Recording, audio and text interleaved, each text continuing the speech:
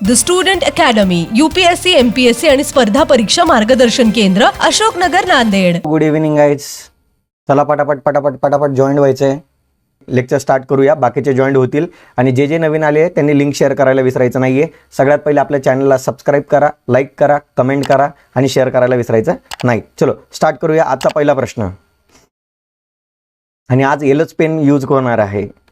काल सगळ्यांचा गोंधळ सुरू होता. चला पहिला प्रश्न काय देण्यात आलेला आहे बघा. सगळ्यात महत्त्वाचं योग्य जोड्या जुळवा देण्यात आलेला आहे आणि रिसेंटचा 1 फेब्रुवारी 2023ला जो काही बजेट डिक्लेअर झालेला आहे बघा, 1 फेब्रुवारी 2023ला जो काही बजेट डिक्लेअर झालेला आहे, या बजेटमध्ये तुटीच्या ज्या काही संकल्पना मांडण्यात आलेल्या आहेत, म्हणजे हा काय आहे, बजेटरी इस्टिमेट आहे. काय आहे, बजेटरी इस्टिमेट आहे, म्हणजे अर्थसंकल्पीय अंदाज आहे.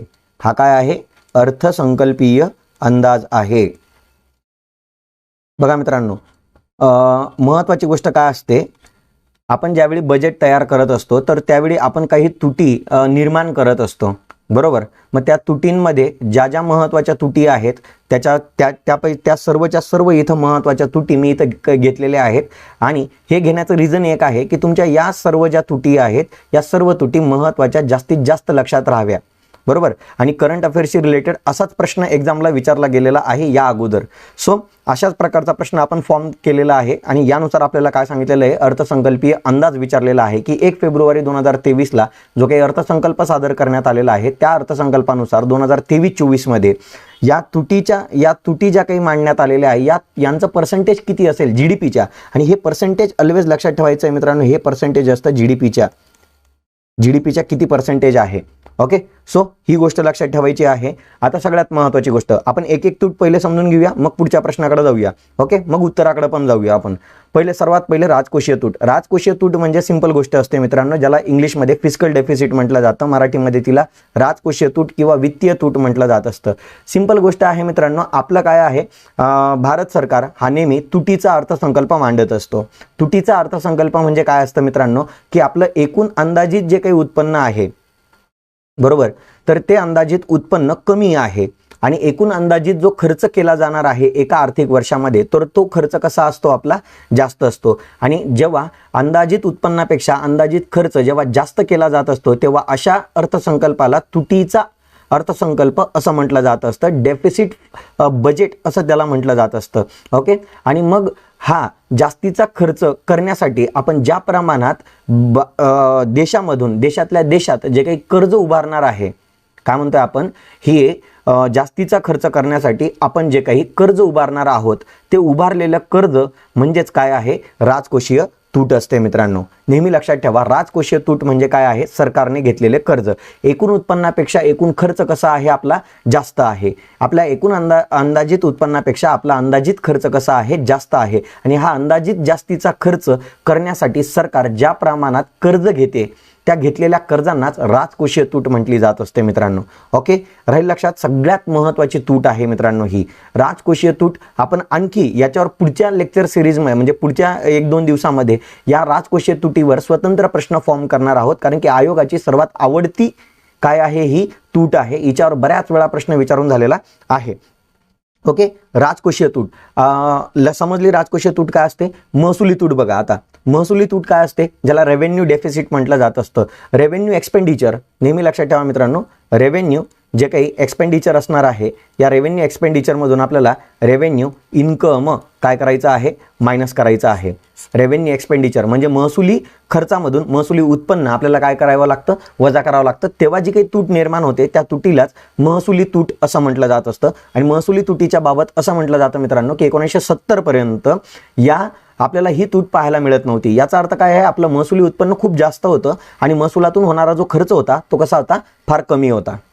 महसुलातून होणारा खर्च कसा होता, कमी होता. त्यामुळे आपल्याला ही तूट पाहायला मिळत नव्हती. कधीपर्यंत, 1970 पर्यंत. परंतु 1970 नंतर काय झालं रे मित्रांनो, महसुली उत्पन्न कमी व्हायला लागलं. आणि कमी व्हायला लागलं इन द सेन्स महसुली उत्पन्न वाढतच होतं, परंतु महसुलातून होणारा जो काही खर्च आहे तो खर्च वाढायला लागला. या कारणाने काय झालं, महसुली उत्पन्न कमी पडू लागलं आणि महसुलातून होणारा खर्च जास्त व्हायला लागला. यामुळे आपल्याला 1970 नंतर ही महसुली तूट पाहायला मिळत आहे.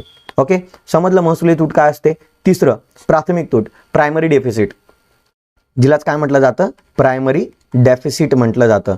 आता प्रायमरी डेफिसिट काय असतं रे मित्रांनो, लक्ष घ्या. ही जी काही राजकोषीय तूट आहे, ही जी काही राजकोषीय तूट आहे, फिस्कल डेफिसिट आहे, मायनस घेतलेल्या कर्जांवरील व्याज, घेतलेल्या कर्जांवरील व्याज.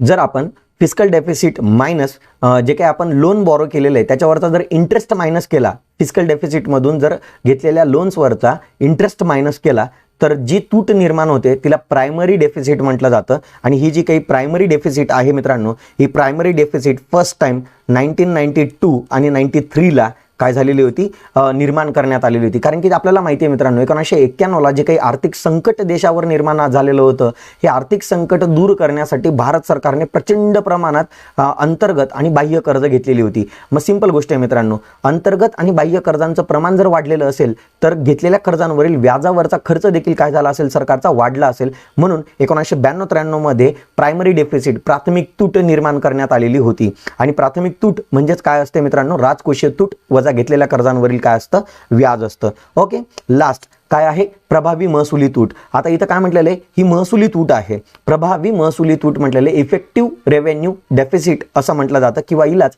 परिणामी महसुली तूट असं देखील म्हटलं जातं मित्रांनो. मग परिणामी महसुली तूट किंवा प्रभावी महसुली तूट काय असते मित्रांनो, बघा केंद्र सरकार काय करत असते, दरवर्षी राज्यांना काय करत असते, मोठ्या प्रमाणामध्ये अनुदान वाटत असते, बरोबर.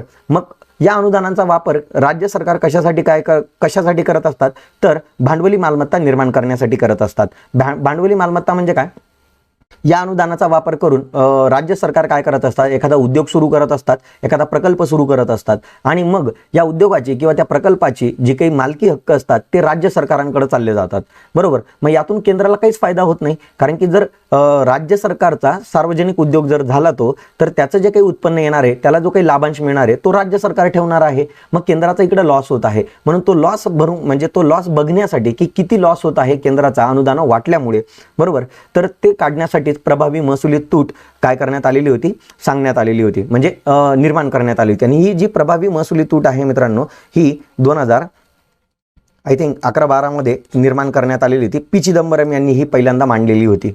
ओके, कोणी मांडलेली होती, ही पी चिदंबरम यांनी मांडलेली होती. लक्षात ठेवा मित्रांनो हे. ओके, प्रभावी महसुली तूट काय असते, मग प्रभावी महसुली तुटीचा फॉर्म्युला बघा मित्रांनो. प्रभावी महसुली तुटीचा फॉर्म्युला काय असतो, महसुली तूट वजा अनुदाने. महसुली तूट वजा काय आहेत, अनुदाने. चला, कोणी कोणी उत्तर बरोबर दिलेलं आहे, कोणी उत्तर बरोबर दिलेलं आहे. प्रियंका पाटील, सर लिंक येत नाहीये सर. मॉर्निंगला पण होते का क्लास, नाही प्रियंका मॅडम, मॉर्निंगला क्लास फक्त ज्यांनी पेड बॅच, मॉर्निंगला आपली पेड बॅच असते, ते पेड बॅच ज्यांनी पेड केलेलं आहे त्यांनाच ती बॅच असते. ओके, चलो सिद्धांत गुड इव्हिनिंग. ओके, चला, कोणी करेक्ट उत्तर दिलेलं आहे. प्रियंका पाटील मॅडम, हाय मॅडम, खूप दिवसानंतर भेटतायत आपण. अविनाश 1 नंबर म्हणतोय. आणि रेव्हेन्यू डेफिसिटमुळे ओल्ड पेन्शन बंद केली असेल का, रेव्हेन्यू डेफिसिटमुळे ओल्ड पेन्शन. सिंपल आहे मित्रांनो, बघा महसुली उत्पन्नामधून नीट लक्ष द्या, महसुली उत्पन्नामधून एस जी कोण आहे काय माहीत नाही मला, परंतु त्याचं उत्तर लक्षात घ्या मित्रांनो. काय आहे बघा, महसुली उत्पन्न जे काही प्राप्त होत असतं, या महसुली उत्पन्नातून होणारा जो काही खर्च आहे त्याला महसुली खर्च म्हटला जात असतो. आणि हा जो काही महसुली खर्च आहे मित्रांनो, या महसुली खर्चामधून काय काय केलं जात असतं, जेवढे काही केंद्र सरकारचे कर्मचारी असतील, आता आपण केंद्राच्या बजेटविषयी ही आकडेवारी बघतोय, म्हणून मी म्हणतोय केंद्रीय कर्मचारी जे काही असतील, केंद्रीय सरकारी कर्मचारी जे काही असतील, त्यांना पेन्शन दिली जात असते, त्यांचे महागाई भत्ते दिले जात असतात, त्यांना पगार दिला जात असतो. म्हणून सिंपल गोष्ट आहे मित्रांनो, जर जेवढे जास्त सरकारी एम्प्लॉई वाढतील तेवढा जास्त सरकारचा त्यांच्या पगारावर होणारा खर्च, त्यांच्या पेन्शनवर होणारा खर्च, त्यांच्या महागाई भत्त्यांवर होणारा खर्च वाढत जाणार आहे. म्हणून आपण ते एक रिझन म्हणू शकतो आपण. ओके, एस जी कळलेलं आहे, म्हणून देखील बंद केली जाऊ शकत असते, बरोबर. हे एक कारण आपण म्हणू शकतो. चला, प्रियंका मॅडम व्हेरी गुड. पण तुमचं उत्तर आपण जरा एकदा चेक करूया. नेहमी लक्षात ठेवायचं, मी आता जे काही ट्रिक सांगणार आहे ती ट्रिक या आकडेवारीला कोणत्याही वर्षाची आकडेवारी विचारली तरी ती ट्रिक काय होते, ऑलवेज काय होणार आहे, योग्यच ठरणार आहे. एकदम बेस्ट ट्रिक आहे, लक्षात घ्या मित्रांनो. बेस्ट ट्रिक काय आहे, मी जरा इकडचं इरेज करतो. बेस्ट ट्रिक तुम्हाला आता सांगणार आहे की जर असं आलं आणि या तुटीच्या संकल्पना जर आल्या आणि त्यांचं जर आपल्याला काय विचारलेलं असेल, पर्सेंटेज विचारलेलं असेल, तर ते कसं लक्षात ठेवायचं. तर लक्षात ठेवायचं मित्रांनो, सर्वात जास्त मी आता तुम्हाला जास्तीकडून म्हणजे सर्वात जास्त तूट कोणती असते आणि सर्वात कमी तूट कोणती असते याचा एक क्रम सांगतो. जास्तकडनं कमीकडं, मॅक्सिममकडनं मिनिममकडं. सर्वात मॅक्सिमम जी तूट असते तर ती 1 नंबरची तूट असते, राजकोषीय तूट असते, ती सर्वात जास्त असते. ऑलवेज लक्षात ठेवायचं, राजकोषीय तूट ही काय असते, सर्वात जास्त असते. 2 नंबर कोणती तूट असते रे मित्रांनो, 2 नंबरची जी तूट असते ती महसुली तूट असते. कोणती तूट असते, महसुली तूट असते, नेहमी लक्षात ठेवायचे. 3 नंबरची सर्वात जास्त जी तूट असते तर ती असते प्राथमिक तूट असते. कोणती तूट असते, प्राथमिक तूट असते. आणि सर्वात कमी जी काही तूट निर्माण होत असते तर ती प्रभावी महसुली तूट होत असते. ओके, मग तुम्हाला वर्ष कुठलंही विचारलं मित्रांनो, वर्ष कोणतंही विचारू द्या, इथं मी 23-24 दिलेलं आहे, 22-23 विचारू द्या, 21-22 विचारू द्या, 20-21 विचारू द्या, तर क्रम हाच राहणार आहे.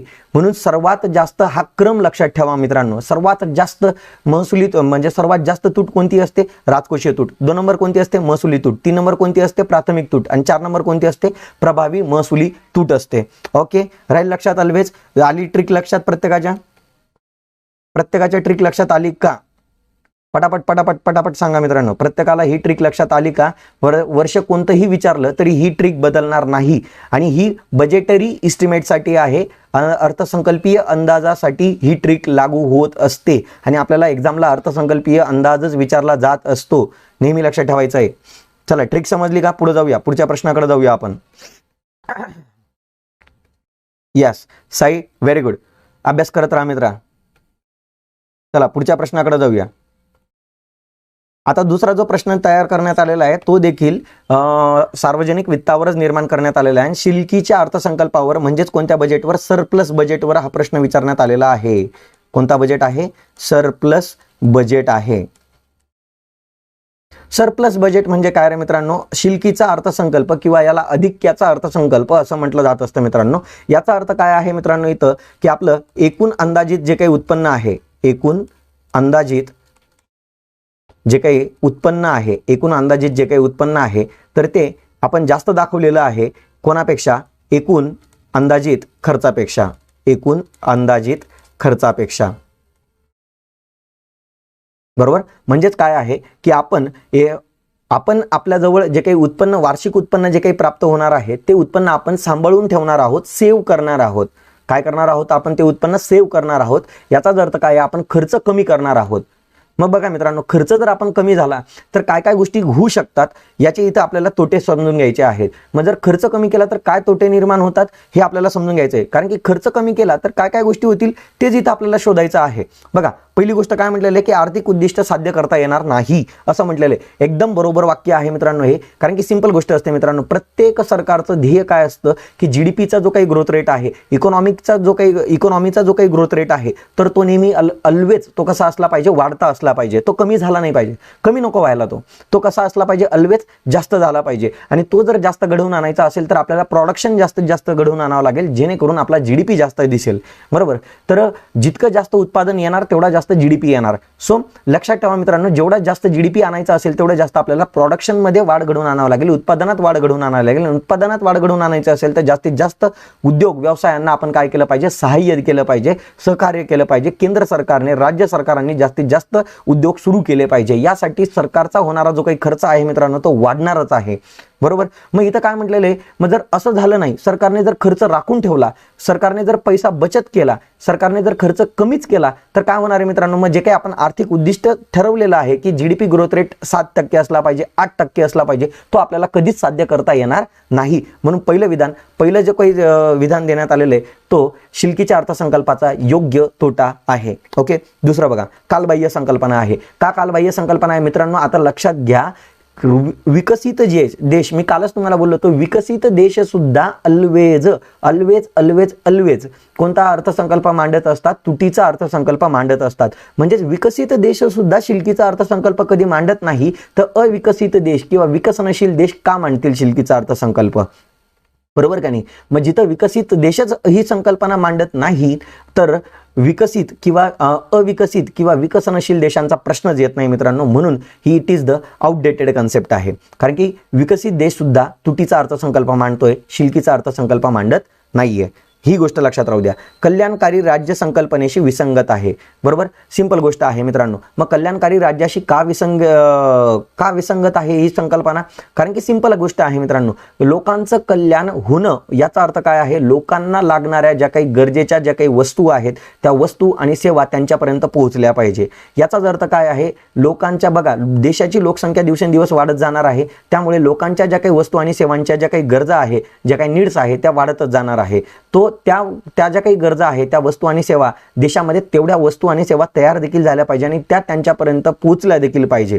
बरोबर. आणि जर आपण इकडे खर्च कमी केला तर वस्तू आणि सेवांचं उत्पादन कमी होणार आहे आणि लोकांचं कल्याण आपल्याला घडवून आणता येणार नाही. म्हणून कल्याणकारी राज्य संकल्पनेशी ही संकल्पना विसंगत ठरते. हे देखील तोटा आहे या अर्थसंकल्पाचा. ओके. आणि आर्थिक विकासास पूरक नाहीये. सिंपल गोष्ट आहे मित्रांनो, जर आपण खर्च जास्त केला तर त्याच्याने खर्च जास्त केल्याने जास्तीत जास्त उत्पादन वाढून येणार आहे. परंतु जर इथं आपण खर्चच सांभाळून ठेवत असू, जास्तीत जास्त रक्कम सेव्ह करत असू तर इथं आर्थिक विकासाला चालना मिळणार नाहीये. म्हणून हे चारीच्या चारी तोटे आपल्याला या अर्थसंकल्पाविषयी पाहायला मिळतात. ओके. म्हणून याचं उत्तर काय येणार आहे मित्रांनो? कोणते कोणते तोटे दिसून येतात? तर अ, ब, क, ड चारी ऑप्शन दिसून येत आहेत, म्हणजे वरीलपैकी सर्व. चला, कोणी कोणी उत्तर बरोबर दिलेलं आहे? Priyanka Patil madam, very good, very good, very good. Low expenditure, high revenue. Vedant, very good, very good. चला, सगळ्यांचं उत्तर बरोबर आहे. पुढच्या प्रश्नाकडे जाऊया. पटापट पटापट लिंक शेअर करा मित्रांनो, लिंक पण शेअर करत चला. जे नवीन जॉईन झालेले त्यांनी प्लीज लिंक शेअर करा. पुढे बघा, 3 नंबरचा प्रश्न. प्रभावी महसुली तुटीविषयी खालील विधाने अभ्यासून अयोग्य विधाने ओळखा. मग आता आपल्याला इथं प्रश्न जो काही देण्यात आलेला आहे तो प्रभावी महसुली तुटीविषयी देण्यात आलेला आहे. आत्ताच आपण बघितलं इफेक्टिव्ह रेव्हेन्यू डेफिसिट. आता याच्यावर सेपरेट प्रश्न निर्माण करण्यात आलेला आहे, इफेक्टिव्ह रेव्हेन्यू डेफिसिट. आणि आताच मी तुम्हाला सांगितलं होतं इफेक्टिव्ह रेव्हेन्यू डेफिसिट काय असते, प्रभावी किंवा परिणामी महसुली तूट काय असतं. तर तुम्हाला बोललो होतो महसुली तूट जी काही आहे म्हणजे रेव्हेन्यू डेफिसिट जी काही आहे, या रेव्हेन्यू डेफिसिटमधून काय वजा करायचे आहे आपल्याला? अनुदाने काय करायचे आहेत? वजा करायचे. बघा मित्रांनो, केंद्र सरकारचा सर्वाधिक खर्च म्हणजे महसुली आपण काय म्हटलं, महसुली आपल्याला केंद्र सरकारला महसुली तूट 1970 पासून पाहायला मिळत आहे. मग आपण विचार केला की 1970 पासून ही तूट नेमकी का मिळत आहे? की महसुली उत्पन्न तर आपलं दिवसेंदिवस वाढतच आहे, बरोबर, परंतु तरी सुद्धा आपल्याला महसुलामध्ये तूट पाहायला मिळत आहे. मग ही तूट का नेमकी पाहायला मिळत आहे याचं जेव्हा ॲनालिसिस करण्यात आलं तेव्हा असं लक्षात आलं की केंद्र सरकार दरवर्षी प्रचंड मोठ्या प्रमाणामध्ये राज्य सरकारांना, केंद्रशासित प्रदेशांना, उद्योगांना काय वाटत असतो? सबसिडीज वाटत असतो, अनुदान वाटत असतो, बरोबर. मग या अनुदानांद्वारे काय होत असतं? राज्य सरकार स्वतःची भांडवली मालमत्ता निर्माण करत असतात. काय करत असतात? भांडवली मालमत्ता निर्माण करत असतात. मग सिंपल गोष्ट आहे मित्रांनो, जर राज्य सरकार भांडवली मालमत्ता निर्माण करतील तर त्यांची मालकी म्हणजे जे काही उद्योग नवीन सुरू करतील या अनुदानांद्वारे राज्य सरकार, तर त्या उद्योगांची मालकी राज्य सरकारकडे राहणार आहे. केंद्र सरकारला त्याचा काहीच फायदा होणार नाहीये. म्हणून असं म्हटलं जातं मित्रांनो की केंद्र सरकारची जी काही महसुली तूट वाढत जात आहे त्याला एक महत्त्वाचं रिझन काय आहे? अनुदाने. मग नेमके दरवर्षी किती प्रमाणात अनुदानं वाटली जात आहे आणि त्याद्वारे किती केंद्र सरकारला तूट निर्माण होत आहे, ही तूट कॅल्क्युलेट करण्यासाठी हे 2012मध्ये 2012चं वार्षिक वित्त विधेयक म्हणजे काय होतं? Annual financial statement. बघा मित्रांनो, वार्षिक वित्त विधेयक ॲन्युअल फायनान्स बिल जे काही आहे, ॲन्युअल फायनान्स बिल जे काही आहे त्याच्यामध्ये FRBM कायद्यामध्ये काय करण्यात आलेला होता? बदल करण्यात आलेला होता आणि या तुटीला काय देण्यात आलेली होती? मान्यता देण्यात आलेली होती. आताच आपण बघितलं की प्रभावी महसुली तूट म्हणजेच काय असते की महसुली तूट वजा अनुदानं आहे. परंतु इथं काय म्हटलेले ब विधानामध्ये की प्रभावी महसुली तूट काय आहे? राजकोषीय तूट वजा घेतलेल्या कर्जांवरील काय आहे? व्याज आहे. परंतु राजकोषीय तूट वजा घेतलेल्या कर्जांवरील व्याज म्हणजेच कोणती तूट असते? प्राथमिक तूट असते. कोणती तूट असते? प्राथमिक तूट असते. बरोबर, म्हणजेच इथं ब विधान काय देण्यात आलेलं आहे, चुकीचं देण्यात आलेलं आहे. आणि 92-93 पासून ही तूट निर्माण करण्यात आली का, आत्ताच आपण पहिलं विधान करेक्ट केलेलं आहे. याचा अर्थ काय आहे, 92-93 मध्ये कोणती तूट निर्माण करण्यात आली होती, प्राथमिक तूट निर्माण करण्यात आलेली होती. ओके, सो ब आणि क विधान चुकीचं आहे. आणि आपल्याला विचारलेलं काय होतं मित्रांनो, अयोग्य विधान विचारलेलं होतं. मग अयोग्य विधान कोणतं आहे, ब आणि क. ऑप्शन बघा, ऑप्शन नंबर किती आहे, 2. चला, कोणी कोणी करेक्ट उत्तर दिलेलं आहे बघूया आपण. Hello Mirza sir, very good.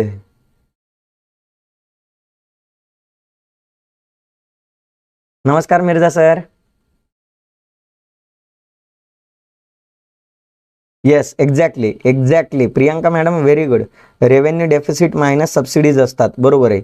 आणि 2012-13च्या अर्थसंकल्पापासून ही तूट काय केलेली होती, लागू केलेली होती. आता प्रभावी महसुली तुटीविषयी आणखी एक महत्त्वाचं स्टेटमेंट तुम्हाला सांगतो की प्रभावी महसुली तूट जी काही आहे ती मार्च 2015 पर्यंत आपल्याला काय करायची होती, शून्य करायची होती. किती करायची होती, शून्य करायची होती. हे टार्गेट ठेवलेलं होतं केंद्र सरकारने. काय टार्गेट ठेवलेलं होतं की मार्च 2015 पर्यंत ही तूट काय करायची होती, शून्य करायची होती. म्हणून बघा मित्रांनो, ही तूट शून्य करण्यासाठी काय काय उपाययोजना करण्यात आल्या होत्या. जो काही 15वा वित्त आयोग होता, 15वा वित्त आयोग होता, बरोबर. तर या 15व्या वित्त आयोगाने काय केलेलं होतं, 14व्या वित्त आयोगाने किती टक्के हिस्सा दिलेला होता, 14व्या वित्त आयोगाने किती टक्के हिस्सा दिलेला होता, किती टक्के हिस्सा दिलेला होता, चला सांगा पटकन, मला कमेंटमध्ये मेन्शन करा. 14व्या वित्त आयोगाने भारत सरकार राज्य सरकारांना किती टक्के हिस्सा दिलेला होता, पटकन सांगा मला, कमेंटमध्ये मेन्शन करा.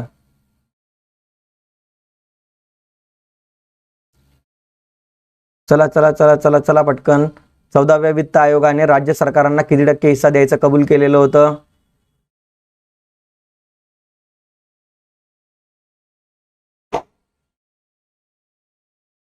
सॉरी, 13व्या वित्त आयोगाने, सॉरी 14व्या वित्त आयोगाने आपल्याला पाहिजे इथं. 14व्या वित्त आयोगाने बघा 42% हिस्सा आपण काय केलेला होता, देऊ केलेला होता. किती टक्के हिस्सा देऊ केलेला होता, 42% हिस्सा देऊ केलेला होता. आणि 42% हिस्सा देऊन आपण काय केलेलं होतं मित्रांनो, अनुदानं कमी वाटलेली होती. अनुदाने काय केलेली होती, आपण कमी वाटलेली होती. अनुदाने काय केलेली होती, कमी करून टाकलेली होती, वाटलेली. आणि 13व्या वित्त आयोगाने, 13वा वित्त आयोग, 13व्या वित्त आयोगाने किती टक्के हिस्सा द्यायचं कबूल केलं होतं, 32% हिस्सा द्यायचं कबूल केलेलं होतं. याचा अर्थ काय आहे, 13व्या वित्त आयोगापेक्षा 10% महसुली उत्पन्नामधला वाटा, म्हणजे जे काही केंद्राला जे काही विभाजन योग्य कर आहे, या विभाजन योग्य करांपासून जे काही म्हणजे केंद्राचे जे काही कर आहेत त्या कर उत्पन्नापैकी केंद्र सरकार काय करत असते, काही उत्पन्न स्वतः ठेवत असते आणि काही उत्पन्न कोणाला वाटून देत असते, राज्य सरकारांना वाटून देत असते. आणि हे करांचं विभाजन करण्यासाठी वित्त आयोग काय केला जात असतो, कलम 280 नुसार स्थापन केला जात असतो. कलम 280 नुसार कोण स्थापन केला जात असतो, वित्त आयोग स्थापन केला जात असतो. आणि या 13व्या वित्त आयोगाने राज्य सरकारांना 32% हिस्सा देऊ केलेला होता, तर 14व्या वित्त आयोगाने 42% हिस्सा देऊ केला. मग 42% हिस्सा का देऊ केलेला होता, कारण की मार्च 2015 पर्यंत आपल्याला ही जी प्रभावी महसुली तूट होती ही काय करायची होती, शून्य करायची होती. आणि ही शून्य कधी होणार आहे, जेव्हा आपण अनुदान काय करणार आहे, कमीत कमी वाटणार आहे. मग अनुदान कमी करण्यासाठी आपल्याला काय करावं लागणार आहे, केंद्र सरकार राज्य सरकारांना जे काही अनुदान देत आहे ते कमी करावं लागेल. म्हणजेच याचा अर्थ काय आहे, कर उत्पन्न जे काही आहे, केंद्र सरकार राज्यांना जे काही कर उत्पन्न देणार आहे ते कर उत्पन्न केंद्राला काय करून द्यावं लागेल, आता वाढून द्यावं लागेल. म्हणून 14व्या वित्त आयोगाने 42% हिस्सा राज्यांना देऊ केलेला होता. ही गोष्ट लक्षात ठेवा, खूप महत्वाची गोष्ट आहे. चला, हे समजलं का तुम्हाला, हे समजलं का तुम्हाला. Yes yes yes yes yes yes yes exactly Priyanka madam, very good. समजलं ना की मग 14व्या वित्त आयोगाने 42% हिस्सा का देऊ केला, हे याचं उत्तर समजलं का तुम्हाला, कमेंटमध्ये मेन्शन करा की 14व्या वित्त आयोगाने 42% हिस्सा का दिला आणि अनुदानं कमी का वाटलीत. कारण की तुम्ही बघा 13व्या वित्त आयोगापेक्षा 14व्या वित्त आयोगाची अनुदानं कशी वाटलेली होती, कमी वाटलेली होती. कारण की का, केंद्र सरकारला प्रभावी महसुली तूट शून्य करायची होती. ओके. आणि मग हे जे टार्गेट होतं मार्च 2015 पर्यंतच होतं, परंतु हे मार्च 2015 पर्यंत काही साध्य झालं नाही. परंतु हे टार्गेट 2016-17 मध्ये साध्य झालं आणि 2016-17 मध्ये प्रभावी महसुली तूट काय झालेली होती, शून्य झालेली होती. परंतु 2017-18 नंतर पुन्हा ही तूट पाहायला आपल्याला काय झाली, मिळायला लागली. ओके, कारण की त्यावेळी भारतामध्ये काय झालेलं होतं, मंदी सदृश्य वातावरण आपल्याला पाहायला मिळालं होतं. म्हणून केंद्र सरकारने काय करून दिलं, स्वतःचा खर्च वाढवून दिला. आणि खर्च वाढवला याचा अर्थ काय होतं, राज्य सरकारने जे काही अनुदानं दिलेली होती ती अनुदानं मध्ये काय करून दिली, वाढ करून दिली. म्हणून 16-17 मध्ये पुन्हा एकदा ही तूट शून्य झालेली होती, जी 17-18 मध्ये पुन्हा आपल्याला जास्तीत जास्त पाहायला मिळायला लागली. ओके, चलो क्लिअर झालं सगळ्यांना, पुढे जाऊया. चला, क्लिअर झालं का? सूरज, 15व्या वित्त आयोगाला आपण सेपरेट 15व्या वित्त आयोगाने 41% हिस्सा दिलेला आहे राज्य सरकारांना. ते आपण सेपरेट त्याच्यावर प्रश्न फॉर्म करणार आहोत. तो प्रश्न आपण म्हणजे ते आपण त्याच्यावर 15 वित्त आयोगावर आपण ते नंतर उद्याच्या लेक्चरमध्ये आपण डिस्कस करू. उद्या आपण त्याच्यावर प्रश्न फॉर्म करूया. ओके, चलो चलो चलो चलो चलो ओके, पुढे बघा. पुढचा प्रश्न बघा, बेरोजगारीचा दर म्हणजे काय, अनएम्प्लॉयमेंट रेट म्हणजे काय आहे. चला, कोण सांगतो उत्तर? एकदम सिंपल आणि सोपा प्रश्न आहे. बघा मित्रांनो, भारतामध्ये लक्षात ठेवायचं आहे, भारतामध्ये रोजगार असेल किंवा बेरोजगारीची आकडेवारी असेल, रोजगारी किंवा बेरोजगारीची जी काही आकडेवारी असेल, ही आकडेवारी मोजण्यासाठी, बेरोजगारीची जी काही आकडेवारी आहे, बरोबर, ही आकडेवारी मोजण्यासाठी फक्त 15 वर्षांवरीलच लोकसंख्या कन्सिडर केली जाते. ही एक गोष्ट लक्षात ठेवायची आहे, बरोबर. मग बेरोजगार म्हणजे काय आहे? बेरोजगार म्हणजे तुम्हाला माहितीच आहे मित्रांनो, बेरोजगार बघा मित्रांनो, कोणालाही बेरोजगार म्हणता येत नाही. ही कन्सेप्ट डोक्यातनं काढून टाका पहिले, की मला काम नाही म्हणजे मी बेरोजगार आहे, असं होत नाही. बघा मित्रांनो, बेरोजगार होण्यासाठी देखील आपल्याला 3 क्रायटेरिया पूर्ण करावे लागतात. आणि ते 3 क्रायटेरिया पूर्ण करून जर आपल्याला रोजगार उपलब्ध होत नसेल तरच आपल्याला बेरोजगार म्हणता येतं. मग पहिला क्रायटेरिया काय आहे? तर माझी काम करण्याची इच्छा पाहिजे. सगळ्यात महत्त्वाचं की व्यक्तीची काम करण्याची इच्छा पाहिजे. ज्या व्यक्तींची काम करण्याची इच्छा नाही त्यांना बेरोजगार म्हणता येत नाही. दुसरी महत्त्वाची गोष्ट, तो व्यक्ती शारीरिक आणि मानसिकदृष्ट्या सक्षम असावा, म्हणजे तो मनोरुग्ण वगैरे नसावा किंवा त्याची शरीरयष्टी चांगली असावी. ओके, दुसरी महत्त्वाची गोष्ट. तिसरी महत्त्वाची गोष्ट की समाजामध्ये कामासाठी जो काही प्रचलित दर सुरू आहे त्या प्रचलित दरावर त्याने काम करण्यास तयार असावं. काय असावं? त्याने त्या दरावर त्याने काम करायला काय असावं? तयार असावं. म्हणजेच काय बघा, ज्या व्यक्तीची काम करण्याची इच्छा आहे, जो व्यक्ती शारीरिक आणि मानसिकदृष्ट्या सक्षम आहे, ज्या व्यक्तीची समाजातल्या प्रचलित दरावर काम करण्याची तयारी आहे, बरोबर, हे तीनही क्रायटेरिया जो व्यक्ती पूर्ण करत आहे आणि जॉब सर्च करून देखील ज्या व्यक्तीला जॉब मिळत नसेल, या तिन्ही क्रायटेरिया पूर्ण करून देखील ज्या व्यक्तीला जॉब मिळत नसेल, जॉब सर्च करून देखील जॉब मिळत नसेल, त्याच व्यक्तीला बेरोजगार म्हणता येतं. मग हा बेरोजगारीचा दर कसा कॅल्क्युलेट केला जात असतो मित्रांनो? चला, कोणी कोणी उत्तर दिलेलं आहे मला पाहू द्या पहिले. एकदम सिंपल प्रश्न आहे, याचं एक्सप्लेनेशन फारसं द्यायला नको.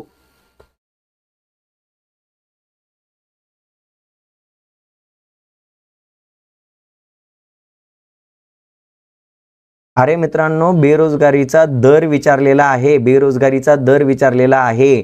नीट लक्ष द्या. अनएम्प्लॉयमेंट रेट विचारलेलं आहे, अनएम्प्लॉयमेंट रेशो विचारलेला नाहीये, प्रमाण विचारलेलं नाहीये. Very good. अश्विनी आणि तुकाराम दोघांनीच करेक्ट उत्तर दिलेलं आहे. प्रतीक्षा शिंदे यांनी करेक्ट उत्तर दिलेलं आहे. 3च जणांनी करेक्ट उत्तर दिलेलं आहे. Tukaram very good, Ashwini madam very good आणि प्रतीक्षा शिंदे मॅडम व्हेरी गुड. तुम्ही तिघांनीच करेक्ट उत्तर दिलेलं आहे. ज्यांनी 1 उत्तर दिलेलं आहे त्यांचं उत्तर करेक्ट आहे.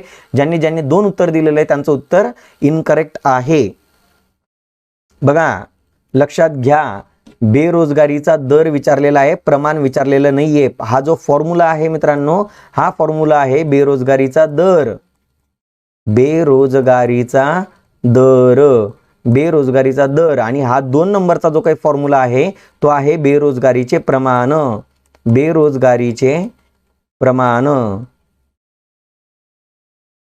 बरोबर. Unemployment ratio. लक्षात घ्या मित्रांनो, जेव्हा आपल्याला प्रमाण विचारलं जातं, आता ही एक दुसरी ट्रिक लक्षात ठेवा मित्रांनो, ही दुसरी ट्रिक लक्षात ठेवा. ज्या वेळी तुम्हाला प्रमाण विचारलं जाणार, रोजगार आणि बेरोजगारीविषयी ज्या काही संकल्पना आहे त्याच्यामध्ये जेव्हा तुम्हाला प्रमाण विचारलं जाणार तेव्हा तुम्हाला काय करायचं आहे? त्या गोष्टीला कशाने भाग द्यायचा आहे? एकूण लोकसंख्येने भाग द्यायचा असतो. नेहमी लक्षात ठेवा, ज्यावेळी तुम्हाला प्रमाण विचारलं जाणार. बघा, पुढे जाऊन आपल्याला कामगार लोकसंख्या प्रमाण आहे. काय आहे? कामगार लोकसंख्या प्रमाण आहे, बरोबर. काय आहे? कामगार लोकसंख्या प्रमाण आहे. मग तिथं देखील तुम्हाला लक्षात ठेवावं लागणार आहे.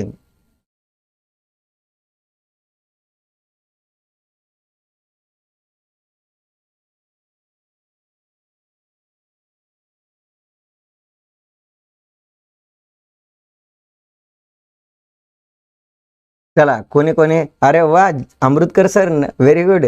नमस्कार नमस्कार अमृतकर सर, तुम्ही पण उत्तर देतायत म्हणजे very good. Unemployed above 15 year multiply by 1000. Priyanka Patil madam, कळलं ना आता? चुकलं होतं तुमचं उत्तर अगोदर. वेदांत, एक गोष्ट क्लिअर कर, बेरोजगार, बेरोजगार म्हणजे कोण? चलो चलो, आता क्लिअर झालं तुम्हाला कसं कॅल्क्युलेट केलं जातं? श्रमशक्ती. श्रमशक्ती म्हणजे काय रे मित्रांनो? Labour force. श्रमशक्ती म्हणजे काय असतं? Labour force. Labour force. Okay. Unemployed, unemployed persons. Okay. Multiply by 1000 म्हणजे काय? श्रमशक्ती म्हणजे काय समजून घ्या. श्रमशक्ती म्हणजे काय असते की देशातील 15 वर्षांच्या वरील जी काही एकूण लोकसंख्या आहे, या एकूण लोकसंख्येपैकी असे व्यक्ती की ज्यांची काम करण्याची इच्छा आहे. पुन्हा एकदा नीट ऐका, पुन्हा एकदा नीट ऐका. काय म्हणतोय मी? देशाची 15 वर्षांच्या वरील जी काही लोकसंख्या आहे, एकूण लोकसंख्या आहे, 15 वर्षांच्या वरील जी काही एकूण लोकसंख्या आहे, या एकूण लोकसंख्येपैकी असे व्यक्ती की ज्यांची काम करण्याची इच्छा आहे, अशा लोकांच्या संख्येला श्रमशक्ती म्हटलं जातं. काय म्हटलं जातं? श्रमशक्ती म्हटलं जातं. लेबर फोर्स म्हटलं जात असतो. बरोबर. मग या लेबर फोर्सपैकी म्हणजे या श्रमशक्तीपैकी दर 1000 व्यक्तींच्या मागं असे किती व्यक्ती आहेत की ज्यांना रोजगार उपलब्ध झालेला नाही? म्हणजे असे व्यक्ती की ज्यांची काम करण्याची इच्छा आहे आणि जे 15 वर्षांच्या वरील आहे. बरोबर. जे 15 वर्षांच्या वरील आहे आणि ज्यांची काम करण्याची इच्छा आहे, अशा दर 1000 व्यक्तींच्या मागं असे किती व्यक्ती आहे की ज्यांना रोजगार उपलब्ध झालेला नाही? ज्यांना रोजगार उपलब्ध झालेला नाही. ओके. त्यालाच म्हटलं जातं बेरोजगारीचा दर, अनएम्प्लॉयमेंट रेट. आणि 2 नंबरचा जो काही फॉर्म्युला देण्यात आलेला आहे ते काय आहे? बेरोजगारीचं प्रमाण आहे. ते काय आहे मित्रांनो? ते काय आहे? बेरोजगारीचं प्रमाण आहे. राहील लक्षात? ते काय आहे? बेरोजगारीचं प्रमाण आहे. आणि 3 नंबरचा जो काही फॉर्म्युला देण्यात आलेला आहे हा आहे श्रमशक्ती सहभाग दर. श्रमशक्ती सहभाग दर, त्यालाच म्हटलं जातं labour force participation rate. Vedant, तुझ्यासाठी आहे बरं का, इंग्लिशमधून सांगतोय. वेदांतसाठी मी खरं इंग्लिशमध्ये सांगत आहे. वेदांत, लक्ष आहे ना? लक्षात ठेव. बघ, पहिला काय आहे? पहिला जो फॉर्म्युला देण्यात आलेला आहे तो काय देण्यात आलेला आहे? अनएम्प्लॉयमेंट रेटचा देण्यात आलेला आहे. Unemployed person divided by labour force multiply by 1000.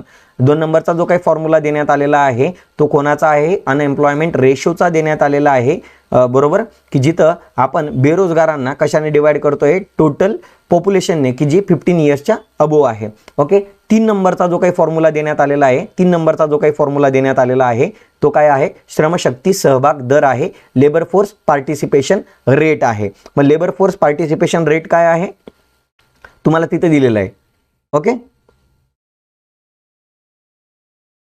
Okay. आणि लास्ट काय म्हटलेलं आहे? लास्टचा फॉर्म्युला काय दिलेला आहे? चौथा फॉर्म्युला कोणाचा आहे?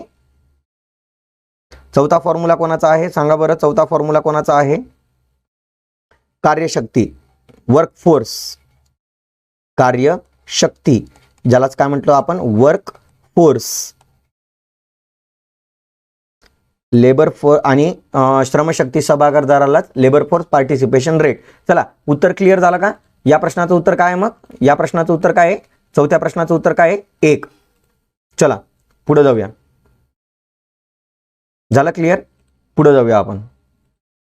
पाचवा प्रश्न सगळ्यात महत्त्वाचा आहे. दारिद्र्य विषयक समितीवर प्रश्न विचारलेला आहे. सुरेश तेंडुलकर समिती 2005 नुसार 2011-12 साठी ग्रामीण व शहरी भागासाठी दारिद्र्य रेषा व्याख्या, म्हणजे दारिद्र्य रेषेची जी काही व्याख्या तयार करण्यात आलेली होती ही दरडोई प्रतिदिन.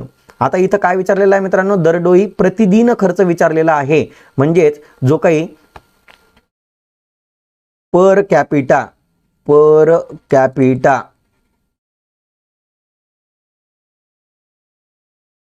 Daily per capita daily consumption expenditure विचारण्यात आलेलं आहे.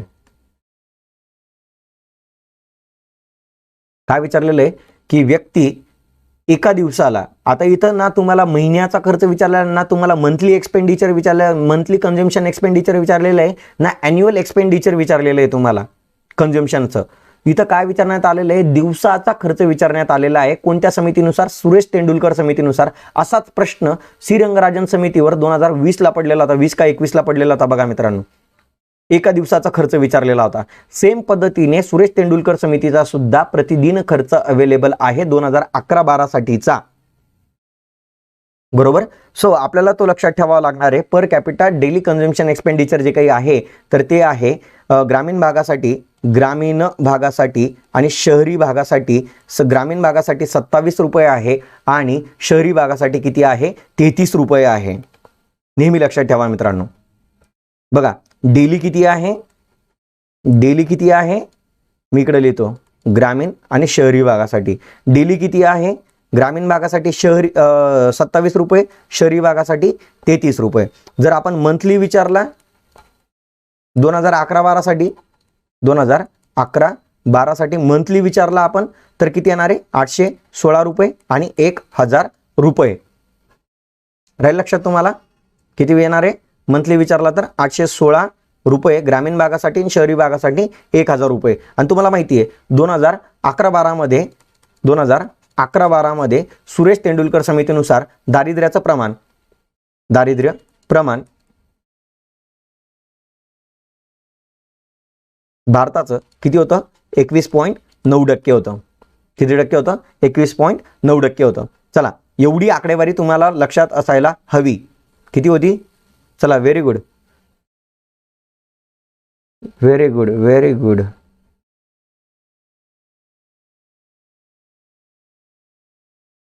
मयूर तू पण जॉईन झाला का? Very good. चला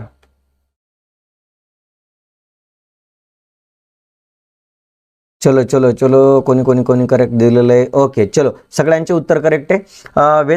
वेदांत उत्तर चुकलेलं आहे, तू उलट बोललेला आहे. ग्रामीण भागासाठी कमी खर्च असतो, शहरी भागामध्ये जास्त खर्च असतो. बघा रुरल एरियामध्ये इन्फ्लेशनचा जो काही रेट असतो तो कमी असतो, बरोबर, आणि अर्बन एरियामध्ये इन्फ्लेशनचा जो काही रेट असतो तो जास्त असतो. म्हणून रुरल एरियाजमध्ये कन्झम्पशन एक्सपेंडिचर कमी असतं आणि अर्बन एरियामध्ये कन्झम्पशन एक्सपेंडिचर कसं असतं? जास्त असतं. वेदांत झालं क्लिअर? ओके चला पुढे जाऊया आपण. 6वा प्रश्न बघा. खालीलपैकी कोणता भारतीय रिझर्व्ह बँकेचा चलनविषयक धोरणाचा वेचक पद्धतीचा सिलेक्टिव्ह मेथड, वेचक पद्धत म्हणजे काय? सिलेक्टिव्ह मेथड, मौद्रिक उपाय नाही, मॉनिटर मेजर्स नाही. प्रश्न कोणाला समजला पहिले मला सांगा. प्रश्नात काय विचारलेले, काय एक्झॅक्ट विचारलेले मला सांगा पहिले. चलो अरबाज व्हेरी गुड, बरोबर आहे. चला मला हा प्रश्न कोणाला समजला पहिले मला ते सांगा. हा प्रश्न जर तुम्हाला समजला, अशीच लँग्वेज असते मित्रांनो. MPSCच्या फॉर्म जेव्हा आपण कंबाईनचा पेपर देतो तेव्हा अशीच लँग्वेज आपल्याला पाहायला मिळते मित्रांनो. कोणाकोणाला प्रश्न समजला? प्रश्न समजला का मला पहिले ते सांगा. यस किंवा नो मध्ये उत्तर करा. प्रश्न समजला असेल तर यस म्हणा, प्रश्न समजला नसेल तर नो म्हणा. पटकन, आपल्याकडे वेळ कमी आहे. पटापट करायचं.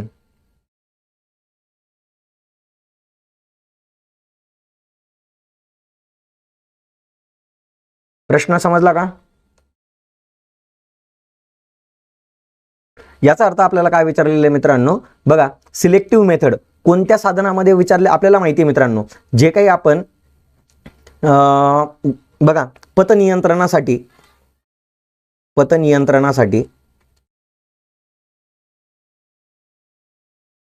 आपण 2 प्रकारचे साधने यूज करतो.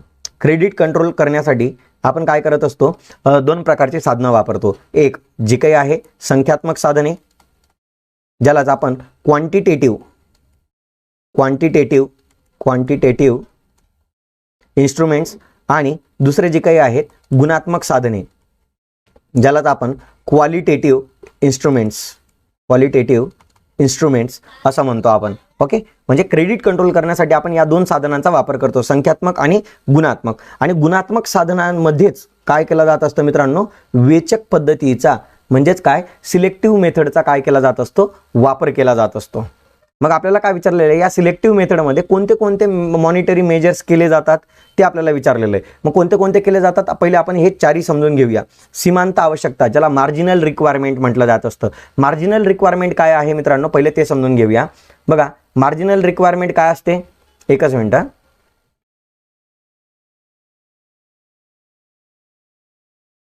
बघा मित्रांनो, मी इकडे एक ब्लँक पेज घेतो, त्या ब्लँक पेजवर तुम्हाला व्यवस्थित एक्सप्लेन करता येईल. बघा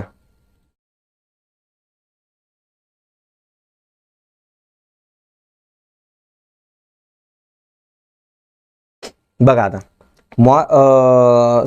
आपण काय करत असतो रे मित्रांनो, आपण काही तारणावर कर्ज काढत असतो. तारणावर कर्ज काढत असतो. आपण काही गोष्टी मॉर्गेज ठेवतो आणि त्या बदल्यात आपण काय करत असतो रे मित्रांनो, कर्ज घेत असतो. तारणावर आपण कर्ज घेत असतो. मग सिंपल गोष्ट आहे मित्रांनो, समजा माझी ही प्रॉपर्टी आहे, माझा हा काय आहे, फ्लॅट आहे. माझा हा काय आहे, फ्लॅट आहे. हा फ्लॅट याची आजची मार्केट प्राइस आपण असं कन्सिडर करूया, आजची याची मार्केट प्राइस आहे 10 लाख रुपीज. किती आहे, 10 लाख रुपीज आहे. आणि मी जर याला बँकेमध्ये मी गेलो बँकेत आणि बँकेमध्ये हा फ्लॅट मी काय ठेवला, गहाण ठेवला, बरोबर. परंतु याला गहाण ठेवून बँक मला जे काही लोन प्रोव्हाइड करणार आहे, हे जे काही लोन प्रोव्हाइड करणार आहे, सपोज हे लोन दिलं मला 8 लाख रुपीज दिलं, बरोबर. 8 लाख रुपीज दिलं. मग बघा रे मित्रांनो, हे काय आहे, आपलं 10 लाख रुपये आपलं काय आहे, तारण मूल्य आहे. काय आहे, तारण मूल्य आहे. आणि हे 8 लाख रुपये काय आहे, आपली कर्ज रक्कम आहे. काय आहे, कर्ज रक्कम आहे. मग बँकेने आपल्याला कर्ज देताना काय केलं, तारण मूल्य एवढं कर्ज दिलं नाही, हा काहीतरी गॅप ठेवला. दोघांमध्ये काहीतरी गॅप ठेवला आणि हा गॅप किती लाखाचा ठेवला, 2 लाख रुपयांचा हा गॅप ठेवलेला आहे, बरोबर. आणि यालाच काय म्हटलं जातं, तारण मूल्य व कर्ज रक्कम यांच्यामधला काय आहे, हा गाळा आहे. ओके, काय आहे, एक डिफरन्स आहे. या दोन्ही रकमांमधला काय आहे, हा डिफरन्स आहे. आणि बघा मित्रांनो, मग ज्या वेळी अर्थव्यवस्थेमध्ये वस्तू आणि सेवांची काय करायची असते, डिमांड इन्क्रीज करायची असते, तेव्हा हा गाळा कमी ठेवला जात असतो. हा गाळा काय ठेवला जात असतो, कमी ठेवला जात असतो. आणि ज्या वेळी वस्तू आणि सेवांची डिमांड कमी करायची असते, तेव्हा हा गाळा कसा ठेवला जात असतो, जास्त ठेवला जात असतो, बरोबर. यालाच काय ठेवला जातं, हा गाळा कसा ठेवला जात असतो, जास्त ठेवला जात असतो. आणि याच गोष्टीला यालाच सीमांत आवश्यकता असं म्हटलं जात असतं. सीमांत आवश्यकता असं म्हटलं जात असतं. की जेव्हा मार्केटमध्ये वस्तू आणि सेवांची डिमांड इन्क्रीज करायची असेल, तेव्हा तुम्हाला हा गाळा जो काही आहे, हा दोन्ही रकमांमधला डिफरन्स जो काही आहे तो कमी ठेवावा लागेल. आणि जेव्हा डिमांड कमी करायची असेल, काय करायची असते, डिमांड कमी करायची असते, तेव्हा हा जो काही या दोघांनी रकमांमधला जो काही डिफरन्स आहे तो कसा ठेवला जातो, जास्त ठेवला जातो. यालाच सीमांत काय म्हटलं जात असतं, यालाच सीमांत आवश्यकता म्हटली जात असते. ओके ओके, पुढे बघा, दुसरं काय आहे, वेचक नियंत्रण आहे. वेचक नियंत्रणालाच काय म्हटलं जातं, सिलेक्टिव्ह क्रेडिट कंट्रोल. आता सिलेक्टिव्ह क्रेडिट कंट्रोल काय असतं ते समजून घेऊया. दुसरा पेज घेतो, बघा काय म्हटलेलं आहे, काय ऑप्शन होता तो, वेचक पतनियंत्रण. वेचक पतनियंत्रण म्हणजे काय आहे मित्रांनो, बघा प्रत्येक वेळी बँक काय करत असते रे मित्रांनो, बँका काय करत असतात, किंवा आपण असं म्हणूया आरबीआय देखील काय करत असते, की आवश्यक घटकांना म्हणजेच जे प्रोडक्टिव्ह आपण म्हणू उत्पादक घटकांना कमीत कमी व्याजदराची कर्जे वाटली जातात. काय केली जातात, कर्जे वाटली जातात. कमीत कमी व्याजदराची काय केली जात असतात, कर्जे वाटली जात असतात, बरोबर. आणि अनुत्पादक जे काही क्षेत्र आहे, अनुत्पादक क्षेत्राला जास्तीत जास्त व्याजदराचे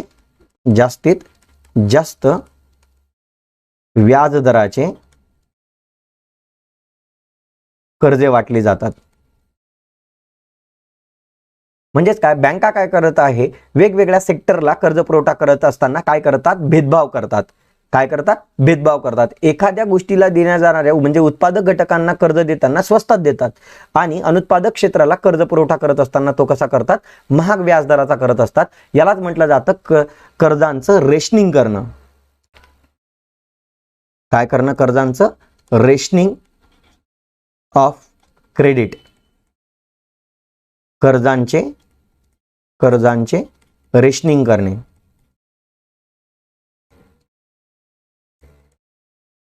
ओके, कर्जांचं काय करणं, रेशनिंग करणं. ओके, कर्जांचं रेशनिंग करणं याला म्हटलं जातं. आणि मग आता बघा, कर्जांचं रेशनिंग करणं म्हणजे समजलं काय असतं. मग हे दोघंच्या दोघं मित्रांनो, सीमांत आवश्यकता आणि वेचक नियंत्रण हे गुणात्मक काय आहे, साधनं आहेत. हे दोघंच्या दोघं कोणती साधनं आहेत, गुणात्मक साधनं आहेत.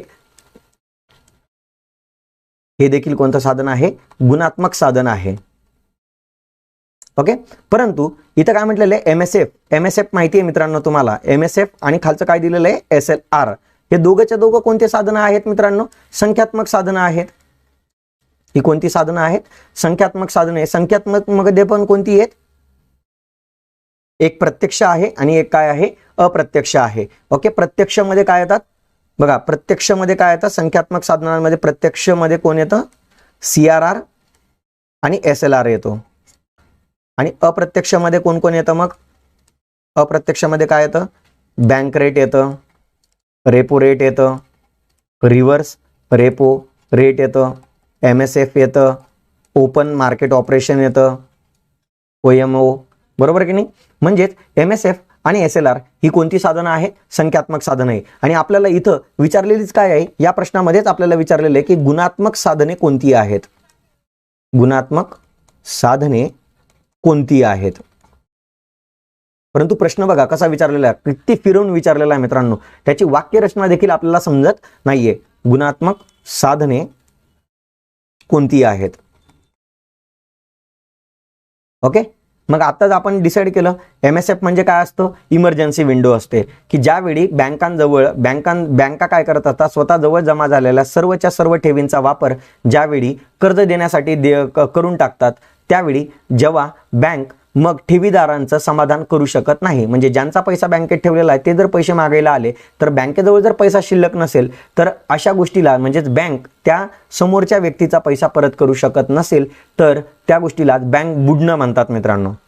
बरोबर. मग अशी जर बँक बुडू द्यायची नसेल तर मग या इमर्जन्सी सिच्युएशनमधून बँकांना बाहेर पडण्यासाठी काय सांगितलं जात असतं की एका दिवसासाठी 2% एसएलआर कमी करायला सांगितला जात असतो आणि 2% एसएलआर कमी करून एका दिवसासाठी रेपो रेटचे व्यवहार करून म्हणजे एका दिवसासाठीचं कर्ज आरबीआय कडनं घेतलं जात असतं.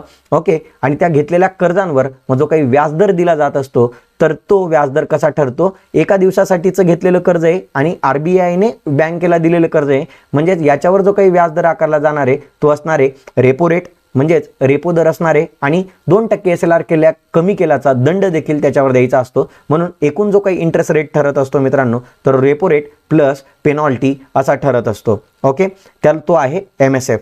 आणि दुसरं काय आहे, एसएलआर. एसएलआर म्हणजे काय असतं मित्रांनो, बघा बँकांजवळ दररोज सेव्हिंग अकाउंट असेल, करंट अकाउंट असेल, एफडी असेल, आरडी असेल, या 4 प्रकारच्या अकाउंटमधून बँकांजवळ खूप सारा पैसा जमा होत असतो. परंतु काय आहे मित्रांनो, कोणीतरी दररोज पैसा टाकतंय तर कोणीतरी दररोज पैसा काय करतंय या 4 अकाउंटमधून काढून घेत आहे. म्हणून दिवसभराचं देणं घेणं करून बँकांजवळ जो काही पैसा शिल्लक राहतो त्या शिल्लक राहिलेल्या पैशालाच NDTL म्हटला जातो, net demand and time liability म्हटलं जातं, निव्वळ मागणी व मुदत देयता मराठीमध्ये म्हटलं जातं त्याला. बरोबर. मग या रकमेच्या काही प्रमाणामध्ये रक्कम ही एकतर रोख स्वरूपात, एकतर सोन्याच्या स्वरूपात, एकतर सरकारी रोख्यांच्या स्वरूपात स्वतःजवळच ठेवावी लागते आणि हे ज्या काही प्रमाणात ठेवावं लागतं त्या प्रमाणालाच एसएलआर म्हटलं जात असतं. ओके, समजलं. आणि एमएसएफ आणि एसएलआर ही कोणती साधनं आहेत, संख्यात्मक साधनं आहेत. ओके, एमएसएफ हे अप्रत्यक्ष साधन आहे तर एसएलआर हे प्रत्यक्ष साधन आहे. आणि आपल्याला इथं गुणात्मक साधनं विचारलेली होती, मग आणि गुणात्मक साधने कोणती नाहीत विचारलेलं आहेत, कोणती नाहीत, सॉरी आपल्याला काय विचारलेलं कोणती नाहीत, गुणात्मक साधने कोणती नाहीत. मग पहिलं आणि दुसरं सीमांत आवश्यकता आणि वेचक पत नियंत्रण ही गुणात्मक साधनं आहेत. मग आपल्याला काय विचारलं कोणती नाहीत, मग कोणती नाही आहेत तर बी, सी आणि डी ही गुणात्मक साधने नाही आहेत. म्हणजे आपलं उत्तर काय येणार आहे ऑप्शन नंबर 2 क आणि ड. चला बघूया कोणी कोणी करेक्ट दिलेलं आहे.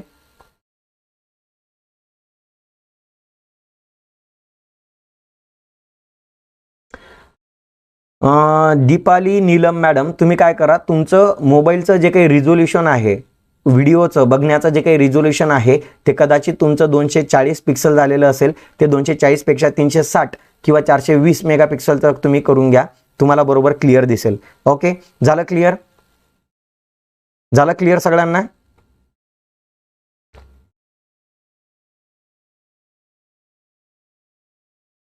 ओके चलो, भूषण व्हेरी गुड.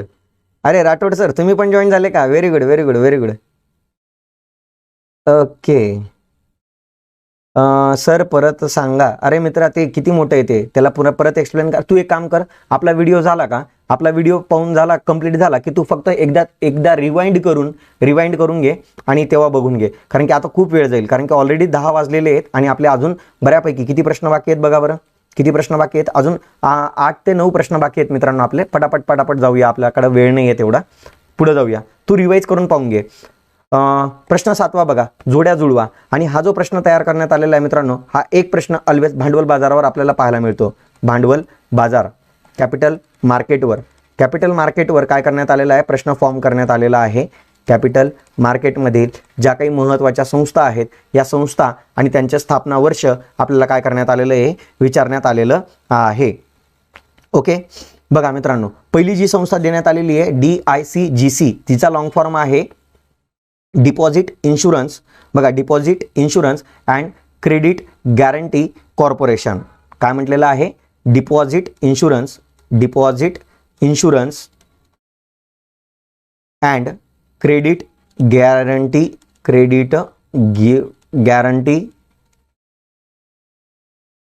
कॉर्पोरेशन, बरोबर.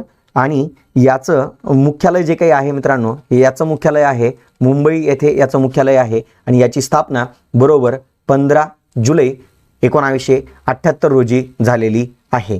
ओके, सेबीचं लॉंग फॉर्म काय आहे, security and exchange board of India. काय देण्यात आलेलं आहे, बोर्ड ऑफ इंडिया. याचं मुख्यालय देखील कुठं आहे, मुंबई येथे आहे. याचं मुख्यालय देखील कुठं आहे, मुंबई येथे आहे. आणि याची जी काही स्थापना करण्यात आलेली आहे ती 12 एप्रिल 1988ला करण्यात आलेली आहे. आणि सेबीसाठी नेहमी लक्षात ठेवायचं आहे, GS पटेल समितीच्या शिफारसीनुसार सेबीची स्थापना करण्यात आलेली आहे. कधी कोणत्या समितीच्या शिफारसीनुसार, GS पटेल समितीच्या शिफारसीनुसार security and exchange board of इंडियाची स्थापना 12 एप्रिल 1988ला करण्यात आलेली आहे, जिचं मुख्यालय कुठं आहे, मुंबई येथे आहे. ओके, आता बघायचं आपल्याला तिसरी जी काही संस्था देण्यात आलेली आहे, इकराचा लॉंग फॉर्म. आता हे वरचे दोन्ही मी काय करत आहे, इरेज करत आहे. इकराचा लॉंग फॉर्म इकडेच लिहितो, कारण की वेळ नाही आहे आपल्याकडे तेवढा. पटापट आपण पुढे जायचं आहे आपल्याला, कारण की 8-9 प्रश्न बाकी आहेत अजून. ओके, इकरा ही काय आहे रे मित्रांनो, बघा, DICGC ही कोणती संस्था आहे, डिपॉझिट इन्शुरन्स म्हणजे काय आहे, डिपॉझिट ठेवी विमा आणि क्रेडिट गॅरंटी म्हणजे काय, क्रेडिट गॅरंटी काय आहे, कॉर्पोरेशन आहे, संस्था आहे, बरोबर. पतहमी संस्था आहे ती. क्रेडिट गॅरंटी म्हणजे काय, पतहमी संस्था आहे, ठेवी विमा आणि पतहमी संस्था आहे. ओके, जिचं काम काय आहे, ठेवींना काय करणं, इन्शुरन्स प्रोव्हाइड करणं. म्हणजे बँकांमध्ये आपण जो काही पैसा ठेवतो आपला सेव्हिंग अकाउंटला, करंट अकाउंटला, बरोबर, तर या अकाउंटचा इन्शुरन्स काढण्याचं काम ही संस्था करत असते. आणि पतहमी म्हणजे काय, गॅरंटी घेत आहे ही, जो कोणी पैसा ठेवत आहे, जो काही कर्ज पुरवठा करत आहे, त्याची काय करत आहे, ती गॅरंटी घेत आहे. ओके, ही संस्था आहे. सिक्युरिटी एक्सचेंज बोर्ड ऑफ इंडियाचं काम काय आहे, सेबीचं काम काय आहे मित्रांनो, की भांडवल बाजाराचं काय जे काय आहे नियंत्रण आणि विकास घडवून आणणं, हे सेबीचं काय आहे, उद्दिष्ट आहे. इकराची जी काही स्थापना करण्यात आलेली आहे मित्रांनो, तर ती 16 जानेवारी 1991 ला करण्यात आलेली आहे. इकराचा जो काही लॉंग फॉर्म आहे, इन्व्हेस्टमेंट इन्फॉर्मेशन, बघा, investment information credit and credit rating agency, credit rating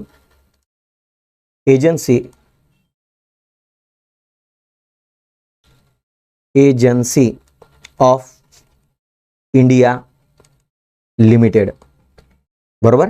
आणि हिचं जे मुख्यालय आहे मित्रांनो, ते नवी दिल्ली येथे आहे. कुठं आहे, नवी दिल्ली येथे आहे. आता याचं काम काय आहे, नावातच दिलेलं आहे मित्रांनो, क्रेडिट रेटिंग एजन्सी आहे. ही इन्व्हेस्टमेंटच्या संदर्भात आपल्याला गुंतवणुकीच्या संदर्भात माहिती प्रदान करते आणि म्हणजे जो कोणी गुंतवणूक करणार आहे त्याला एखाद्या संस्थेविषयी त्याने केलेली गुंतवणुकीत कसा फायदा होऊ शकतो याच्यासाठी त्या गुंतवणुकीचा त्या संस्थांना, खाजगी संस्थांना काय करत असते, रेटिंग देत असते. काय करत असते, रेटिंग देत असते. त्या जी रेटिंग म्हणजे एखाद्या संस्थेची रेटिंग जेवढी जास्त असेल तेवढं त्या संस्थेची तुम्हाला म्हणजे तुम्ही जी काही गुंतवणूक करणार आहात त्याला देणारा परतावा कसा असणार आहे, जास्तीत जास्त असणार आहे. ओके, आणि लास्ट इरडाची स्थापना कधी झालेली आहे मित्रांनो, 19 एप्रिल 2000 रोजी झालेली आहे. इरडाचा लॉंग फॉर्म काय आहे, इन्शुरन्स रेग्युलेटरी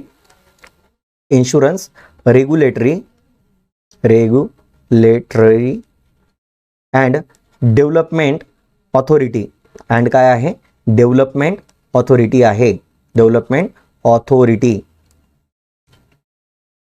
ओके, आणि हिचं जे काही मुख्यालय आहे मित्रांनो, हिचं मुख्यालय आहे हैदराबाद येथे आहे. कुठं आहे हिचं मुख्यालय, हैदराबाद येथे आहे. आणि हिच्या नावातच दिलेलं आहे मित्रांनो की खाजगी विमा क्षेत्रावर काहीतरी कायद्याने बंधन असलं पाहिजे. त्यासाठी इरडाचा काय करण्यात आला होता, कायदा करण्यात आला होता. इरडा नावाची काय करण्यात आली होती, संस्था स्थापन करण्यात आलेली होती. ओके, खाजगी विमा क्षेत्राचं काय करायचं, आपल्याला नियमन करायचं आहे, त्याच्यावर नियंत्रण ठेवायचं आहे, त्यासाठी या संस्थेची स्थापना करण्यात आलेली होती. म्हणजे ऑप्शन नंबर काय आहे, 1 2 3 4, ऑप्शन नंबर 1. चला, कोणी करेक्ट केलेलं आहे.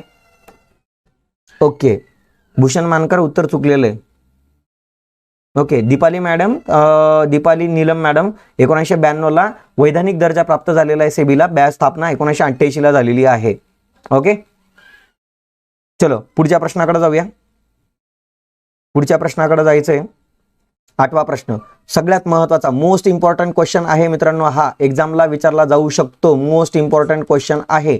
वर्ल्ड ट्रेड स्टॅटिस्टिकल रिव्ह्यू 2022 नुसार योग्य विधान किंवा विधाने कोणती आहे, कोणतं विधान योग्य आहे हे आपल्याला विचारलेलं आहे. आणि या रिव्ह्यूमध्ये आपल्याला काय कळत असतं की भारत जागतिक वस्तू आयातीमध्ये आणि निर्यातीमध्ये कितवा आहे, जागतिक सेवा आयातीमध्ये आणि निर्यातीमध्ये कितवा आहे हे आपल्याला या रिव्ह्यू मधून कळत असतं. ओके, मग बघा, जगामध्ये वस्तूंच्या निर्यातीच्या बाबतीत भारत, वस्तूंची निर्यात बरं का मित्रांनो, कोणाची निर्यात, वस्तूंच्या निर्यातीमध्ये भारत 18वा आहे. पहिले विधान अगदी बरोबर आहे. दुसरं विधान, वस्तूंच्या आयातीमध्ये मग जगात भारत कितवा आहे, तर 10वा आहे. दुसरं विधान देखील करेक्ट आहे. तिसरं विधान जे काही देण्यात आलेलं आहे ते जागतिक सेवाच्या बाबतीत देण्यात आलेलं आहे. जागतिक सेवांची जी काही निर्यात होत आहे या निर्यातीमध्ये भारताचा जगात 8वा क्रमांक लागतो आणि जागतिक सेवांच्या आयातीमध्ये भारताचा कितवा क्रमांक लागतो, 10वा क्रमांक लागतो. बघा मित्रांनो, मग इथं एक ट्रिक लक्षात ठेवायची आहे. 2022 साठी काय ट्रिक लागू होते, बघा काय ट्रिक लागू होते, लक्ष द्या. वस्तू असेल किंवा सेवा असेल यांच्या आयातीत, वस्तू असेल किंवा सेवा असेल यांच्या आयातीत भारत जगात कितवा आहे, 10वा आहे. वस्तूंची आयात करा तुम्ही किंवा सेवांची आयात करा, जगामध्ये जेवढी वस्तू आणि सेवांची आयात होत आहे या देशांच्या क्रमवारीनुसार जर आपण बघितलं तर भारत वस्तूंच्या आयातीच्या बाबतीत पण 10वा आहे आणि सेवांच्या आयातीच्या बाबतीत पण कितवा आहे, 10वा आहे. परंतु वस्तूंच्या निर्यातीच्या बाबतीत, वस्तू निर्यातीत कितवा आहे, 18वा आहे. कितवा आहे, 18वा आहे. आणि सेवांच्या निर्यातीत, थोडी गडबड झाली. एक मिनिट थांबा. बघा, वस्तूंची आयात असेल किंवा सेवांची आयात असेल, भारत जगात कितवा आहे? 10वा आहे. बरोबर. वस्तूंच्या निर्यातीत भारत कितवा आहे? 18वा आहे. तर सेवा निर्यातीत भारत कितवा आहे? 8वा आहे. कितवा आहे? 8वा आहे. बरोबर. इथला एक काय केलेला आहे? काढून टाकलेला आहे. असं कन्सिडर करा. आता वरचा जो काही 18 आहे त्याच्यावरचा एक काय केलेला आहे? इरेज करून टाकलेला आहे. असं तुम्ही ट्रिक लक्षात ठेवू शकतात. ओके, राहील लक्षात. निर्यातीमध्ये वस्तूंच्या निर्यातीत 18वा, कारण की आपलं लक्षात ठेवा मित्रांनो, वस्तूंची आयात आपली कशी आहे? सर्वात जास्त आहे. वस्तूंची आयात सर्वात जास्त असल्या कारणाने आपण काय करत आहे? वस्तूंच्या निर्यातीमध्ये आपण कितवा राहणार आहे? वस्तूंच्या निर्यातीमध्ये आपण वस्तूंची आयात जास्त आहे म्हणून आयातीत आपला कमी क्रमांक असेल, परंतु वस्तूंची निर्यात कशी आपली फार कमी आहे म्हणून आपण वस्तूंच्या निर्यातीमध्ये फार मागं असू. राहील लक्षात. आणि सेवांची निर्यात कशी आहे? आपली जास्त आहे म्हणून सेवांच्या निर्यातीमध्ये आपण कुठं असू? पुढं असू. राहील लक्षात. असं तुम्हाला लक्षात ठेवावं लागणार आहे. म्हणजे चारीच्या चारी विधानं काय करण्यात आलेली आहे? बरोबर देण्यात आलेली आहे. आपल्याला योग्य विधान कोणते विचारलेले तर वरीलपैकी सर्व. ओके, राहील लक्षात. पुढे बघा, पुढचा प्रश्न, 9वा प्रश्न, पटकन. विशिष्ट कृषी वस्तू व त्यांचे विशिष्ट भौगोलिक क्षेत्र यांच्यावर लक्ष केंद्रित करून कृषी निर्यात वाढवण्यासाठी, कोणाची निर्यात वाढवायची? कृषी वस्तूंच्या निर्यात काय करायची? कृषी वस्तूंची निर्यात आपल्याला काय करायची आहे? वाढवायची आहे. आणि विशिष्ट कृषी वस्तूंवर आणि त्यांच्या भौगोलिक क्षेत्रावर आपल्याला काय करायचं आहे? कॉन्सन्ट्रेट करायचं आहे. यासाठी कृषी निर्यात क्षेत्रांच्या म्हणजे ॲग्रिकल्चरल एक्सपोर्ट झोन्स जे काही आहे यांच्या कार्यांचे सुसूत्रीकरण म्हणजे फॉर्म्युलेशन घडवून आणण्यासाठी खालीलपैकी कोणती संस्था नोडल एजन्सी म्हणून कार्य करते? नेहमी लक्षात ठेवा मित्रांनो, AEZ जे काही आहे, AEZ हे 2001 मध्ये डिक्लेअर करण्यात आलेलं होतं. म्हणजेच काय? याच्यामध्ये काय केलं जात असतं? विशिष्ट कृषी वस्तूंच्या उत्पादनावर भर दिला जात असतो. त्यांच्या विशिष्ट भौगोलिक क्षेत्रावर देखील भर दिला जात असतो. जसं तुम्हाला माहिती आहे, जळगाव म्हटलं म्हणजे केळीचं येतं, नागपूर म्हटलं म्हणजे संत्री येतं, बरोबर, नाशिक म्हटलं म्हणजे द्राक्ष येतं, बरोबर की नाही. मग असे जे काही महत्त्वाचे कृषी उत्पादनं आहेत यांच्या उत्पादनावर भर द्यायचा आणि यांचं जास्तीत जास्त उत्पादन घडवून यांची जास्तीत जास्त निर्यात घडवून आणण्यासाठी ॲग्रिकल्चरल एक्सपोर्ट झोनची स्थापना 2001 मध्ये करण्यात आलेली होती. आणि यासाठी नोडल एजन्सी म्हणून कोणाची स्थापना करण्यात आलेली होती? बघा मित्रांनो, याच्यासाठी कोणाची स्थापना करण्यात आली होती? अपेडा, ॲग्रिकल्चरल, अपेडाचा लॉंग फॉर्म बघा, agricultural and processed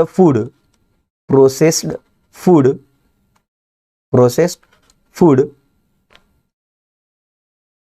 export development authority. अपेडाची काय करण्यात आलेली होती? स्थापना करण्यात आलेली होती. या अपेडाची स्थापना कधी करण्यात आलेली आहे मित्रांनो? 13 फेब्रुवारी, बघा लक्षात घ्या, 13 फेब्रुवारी 1986 रोजी न्यू दिल्ली, कुठं करण्यात आलेली आहे? न्यू दिल्ली इथे करण्यात आलेली आहे अपेडाची. सेम पद्धतीने कोण आहे मित्रांनो? FCI, food corporation of India.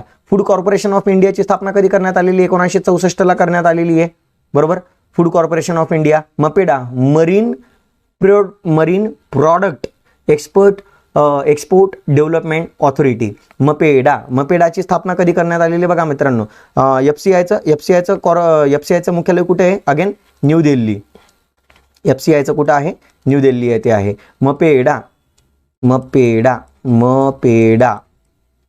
मपेडाचं स्थापना कधी झालेली आहे बघा मित्रांनो? मपेडाची स्थापना कधी झालेली आहे? 1972 झालेली आहे आणि याचं मुख्यालय कुठं आहे? कोचीन येथे आहे. ओके, मपेडाचा लॉंग फॉर्म काय आहे? Marine products export development authority. आता मरीन प्रॉडक्टसाठी, मरीन म्हणजे काय? सागरी जे काही उत्पादनं आहे त्यांची जास्तीत जास्त निर्यात घडवून आणण्यासाठी नोडल एजन्सी म्हणून मपेडा काय करते? कार्य करते. कोणत्या उत्पादनांसाठी? सागरी उत्पादनांसाठी. ओके, आणि मपेडा कोणासाठी काम करतं? कृषी उत्पादनांसाठी. मपेडा कोणासाठी काम करतं? कृषी उत्पादनांसाठी. राहील लक्षात? कृषी उत्पादनांसाठी कार्य करते. चला, कोणी कोणी उत्तर बरोबर दिलेलं आहे? ओके सर, खूप छान व्हिडिओ आहे, व्हेरी गुड अमोल, करत राहा लेक्चर. पुढे बघा, चला 10वा प्रोफेसर निकोलस कोल्डॉर यांच्या शिफारसीनुसार तत्कालीन वित्तमंत्री टी कृष्णमाचारी यांनी 1957 पासून खालीलपैकी कोणता कर लागू केला? कोणता कर लागू केलेला आहे? तर लक्षात घ्या मित्रांनो, निकोलस कॉल्डर यांच्या शिफारसीनुसार 3 कर लागू केलेले भारतामध्ये. किती कर लागू केलेले आहेत? 3 कर लागू केलेले आहेत. कोणता कोणता कर लागू केलेला आहे? एक आहे खर्च कर आहे, एक देणगी कर आहे आणि एक कोणता कर आहे? संपत्ती कर आहे.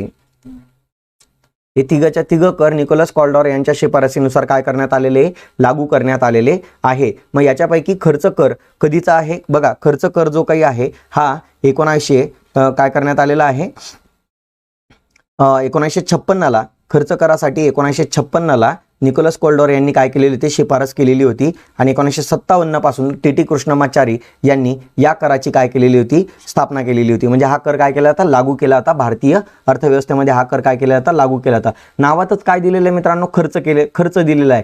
म्हणजे एका दिवसाला विशिष्ट खर्च दर म्हणजे खर्चाच्या मर्यादेच्या पलीकडे जर आपण खर्च केला तर अशा खर्चांवर काय केला जात होता? खर्च कर लागू केला जात होता. महत्त्वाची गोष्ट काय बघा मित्रांनो, याच्यामध्ये काही गोष्टी वाचून दाखवतो तुम्हाला. बघा, स्थावर मालमत्तेचं अधिग्रहण असेल, स्थावर मालमत्तेचं अधिग्रहण असेल, बांधकाम असेल, दुरुस्ती करायची असेल, नूतनीकरण करायचं असेल किंवा एखाद्या मंदिराचा वगैरे जीर्णोद्धार करायचा असेल तर अशा खर्चांचा समावेश म्हणजे अशा खर्चावर हा खर्च कर लागू केला जात होता. त्याच पद्धतीने इंधनाच्या वापरावर म्हणजे आपण जो काही इंधनाचा वापर केला जाणार आहे म्हणजे जो प्रकाशासाठी वापरले जाणारे रॉकेल सोडून प्रकाशासाठी म्हणजे जे काही आपण लाइटनिंगसाठी आपण जे काही रॉकेल यूज करणार आहे ते सोडून बरोबर इतर इंधनासाठी जे काही आपण खर्च करणार आहोत त्या खर्चावर हा कर लागू होतो. वाहनांवर होणारा खर्च, करमणुकीवर होणारा खर्च बरोबर इत्यादी गोष्टींवर जर आपण एका विशिष्ट मर्यादेच्या पलीकडे जर खर्च केला तर तो त्यावर खर्च कर लागू केला जात होता. ॲक्च्युअल खर्च कर जो काही आहे हा बघा मित्रांनो हा 1966ला काय करण्यात आलेला होता? 1966ला रद्द करण्यात आलेला होता. काय करण्यात आला होता? 1966ला रद्द करण्यात आलेला होता. परंतु नोव्हेंबर 1987ला हा पुन्हा लागू केला. काय केला? हा पुन्हा लागू केला बरोबर. आणि टप्प्याटप्प्याने बघा टप्प्याटप्प्याने हा काय करण्यात आला होता? 1998-99 मध्ये हा पुन्हा बंद करून दिला. काय करून दिलेला? पुन्हा बंद करून दिलेला आहे. ओके, राहील लक्षात मित्रांनो, ही गोष्ट लक्षात ठेवायची आहे. चला, कोणी कोणी उत्तर करेक्ट दिलेलं आहे? खर्च कर 57ला.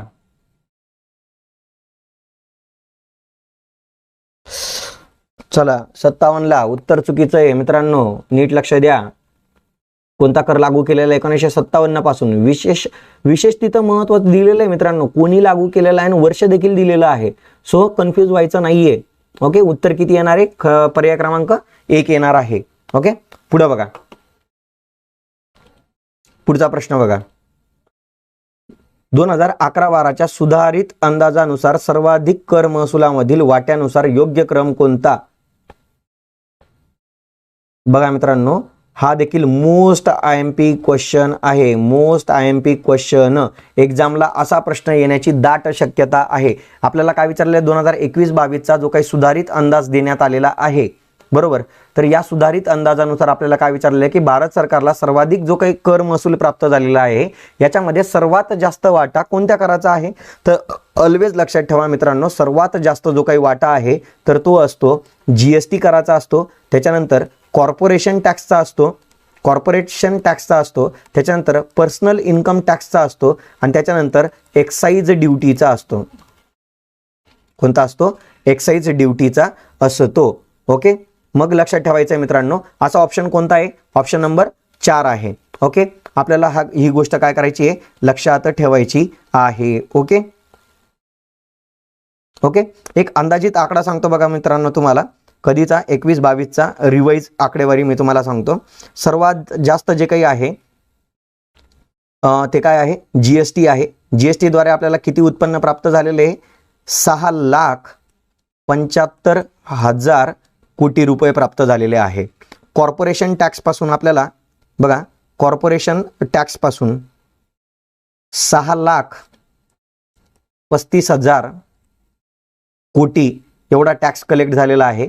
पर्सनल इन्कम टॅक्स पासून बघा, पर्सनल इन्कम टॅक्स मधून आपल्याला 6,15,000 कोटी रुपये प्राप्त झालेले आहे. आणि एक्साइज ड्युटी मधून आपल्याला 3 लाख बघा 3,94,000 रुपये प्राप्त झालेले आहेत.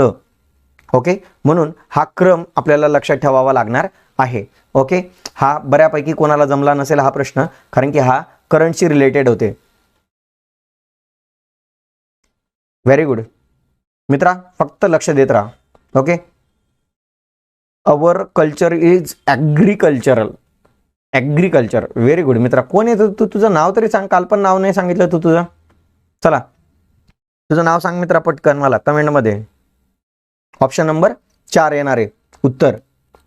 पुढे बघा, हे शेवटचे 2 प्रश्न लय महत्त्वाचे होते बरं का मित्रांनो. आता पुढे बघा, राष्ट्रीय उत्पन्नावर प्रश्न विचारलेला आलेला आहे. राष्ट्रीय उत्पन्न उत्पादन पद्धतीने मोजताना खालीलपैकी कोणती दक्षता काळजी घेणं गरजेचं आहे? बघा, एक महत्त्वाची गोष्ट, कोणती काळजी घ्यायची आहे उत्पादन पद्धतीने. बघा, राष्ट्रीय उत्पन्न मोजण्याच्या किती पद्धती आहे मित्रांनो? 3 पद्धती आहे. उत्पादन पद्धत, उत्पन्न पद्धत, खर्च पद्धत. उत्पादन पद्धत, उत्पन्न पद्धत, खर्च पद्धत या तिन्ही पद्धतींपैकी भारत सरकार कोणत्या पद्धतीचा वापर करत नाही? खर्च पद्धतीचा वापर भारत सरकार करत नाही. मग भारत सरकार कोणत्या पद्धतीने राष्ट्रीय उत्पन्नाचं मोजमाप करतो? तर भारत सरकार उत्पादन पद्धत आणि उत्पन्न पद्धतीचा एकत्रितपणे वापर करून राष्ट्रीय उत्पन्नाची काय करत असतो? मोजमाप करत असतो. ही गोष्ट लक्षात असू द्या. मग उत्पादन पद्धत ही कोणते देश वापरतात? कोणत्या देशांमध्ये उत्पादन पद्धतीत जास्तीत जास्त राष्ट्रीय उत्पन्न मोजलं जातं? तर लक्षात ठेवा, उत्पादन पद्धतीचा वापर अविकसित देश किंवा विकसनशील देशांमध्ये उत्पादन पद्धतीने राष्ट्रीय उत्पन्नाचं काय केलं जातं? मोजमाप केलं जातं. आणि जे विकसित देश आहेत तर ते उत्पन्न पद्धतीने राष्ट्रीय उत्पन्नाचं काय करत असतात? मोजमाप करत असतात. आपण बोललो होतो राष्ट्रीय उत्पन्नामध्ये नेहमी लक्षात ठेवायचं मित्रांनो, राष्ट्रीय उत्पन्नामध्ये सेकंड हँड वस्तूंची विक्री मोजली जात नाही. सेकंड हँड वस्तूंची विक्री मोजायची नाही. वस्तूंची विक्री मोजायची नाही. त्याच पद्धतीने मध्यमवर्ती वस्तूंवर केलेला खर्च मोजायचा नाही. मध्यमवर्ती वस्तूंवरील खर्च मोजायचा नाही. ही एक काळजी झाली. ही एक दुसरी काळजी झाली. तिसरी काळजी बघा, वेगवेगळ्या वर्षातील वस्तूंच्या किमतींमधील बदलांची दखल घ्यावी लागेल. बरोबर आहे, कारण की दरवर्षी वस्तू आणि सेवांच्या किमती काय होत आहेत मित्रांनो? बदलता आहेत. आणि आपण उत्पादन पद्धतीने चेक करतोय, म्हणजे वस्तूंचं जे काही उत्पादन होणार आहे हे उत्पादन जे काही उत्पादित झालेल्या ज्या काही वस्तू आहेत त्यांच्या किमती दरवर्षी मागणी आणि पुरवठ्यानुसार चेंज होणार आहे. म्हणून याची काळजी, वस्तूंच्या किमतींमध्ये जो काही बदल होणार आहे याची काळजी आपल्याला उत्पादन पद्धतीने राष्ट्रीय उत्पन्न मोजताना घ्यावी लागणार आहे. दुसरी महत्त्वाची गोष्ट की निर्यात मूल्य वगळले जाते तर निर्यात मूल्य मिळवलं जातं तर आयात मूल्य काय केलं जातं? वगळले जाते. बरोबर, कारण की आयात करत बघा मित्रांनो, निर्यात केलेल्या वस्तू ज्या काही असतात, निर्यात वस्तू जे काही असतात तर त्या भारतात तयार झालेल्या असतात. निर्यात वस्तू कुठं तयार झालेल्या असतात? भारतात तयार झालेल्या असतात.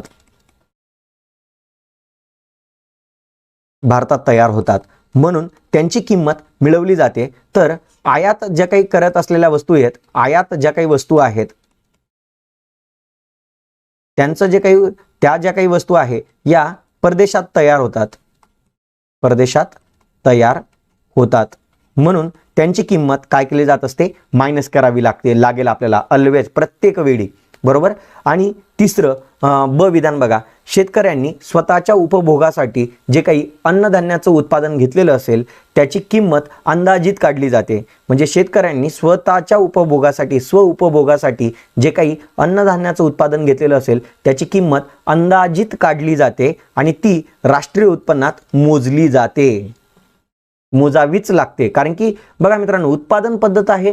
जेवढं काही देशामध्ये वस्तू आणि सेवांचं उत्पादन होणार आहे, भले मग ते स्व उपभोगासाठी असो किंवा दुसऱ्यांच्या उपभोगासाठी असो, तरी त्याचं उत्पादन झालेलं आहे म्हणून आपल्याला ते मोजावं लागणार आहे. म्हणून या तिघच्या तिघ आपल्याला काळजी घ्यावी लागणार आहे. म्हणून पर्याय क्रमांक काय येणार आहे? ऑप्शन नंबर 2 अ, ब आणि क.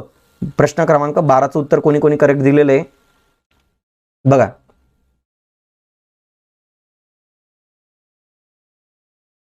धन्यवाद अमोल मामा, धन्यवाद अमोल मामा. चलो पुढे जाऊया. पुढचा प्रश्न, बिनचूक विधाने ओळखा. 13वा प्रश्न की भारत हा सध्या लोकसंख्या संक्रमण स्थिरीकरणाच्या म्हणजे लोकसंख्येचं जे काही स्थिरीकरण होत आहे बघा मित्रांनो, लोकसंख्येचं जे काही स्थिरीकरण होत आहे तर या लोकसंख्येच्या स्थिरीकरणाच्या तिसऱ्या अवस्थेमध्ये आहे. Demographic transition. काय म्हणतोय मी? Demographic transition. डेमोग्राफिक ट्रान्झिशन जे काही होत आहे हे कोणाबद्दल विचारलेलं आहे? भारताबद्दल विचारलेलं आहे आपल्याला, आणि त्याच्याबद्दल योग्य विधानं ओळखाय. बिनचूक म्हणजे कोणती? योग्य विधानं ओळखायची आहेत. ओके, तर बघा भारत हा सध्या लोकसंख्या संक्रमणाच्या तिसऱ्या अवस्थेमध्ये आहे. बरोबर. आता आपल्याला पहिली अवस्था काय असते, दुसरी अवस्था काय असते, तिसरी अवस्था काय असते हे समजून घ्या. फर्स्ट जी काही अवस्था असते मित्रांनो, तर याच्यामध्ये आपल्याला दोनच गोष्टी चेक करायच्या आहे. एक म्हणजे जन्मदर आणि दुसरा असतो मृत्यूदर. काय करायचं आपल्याला?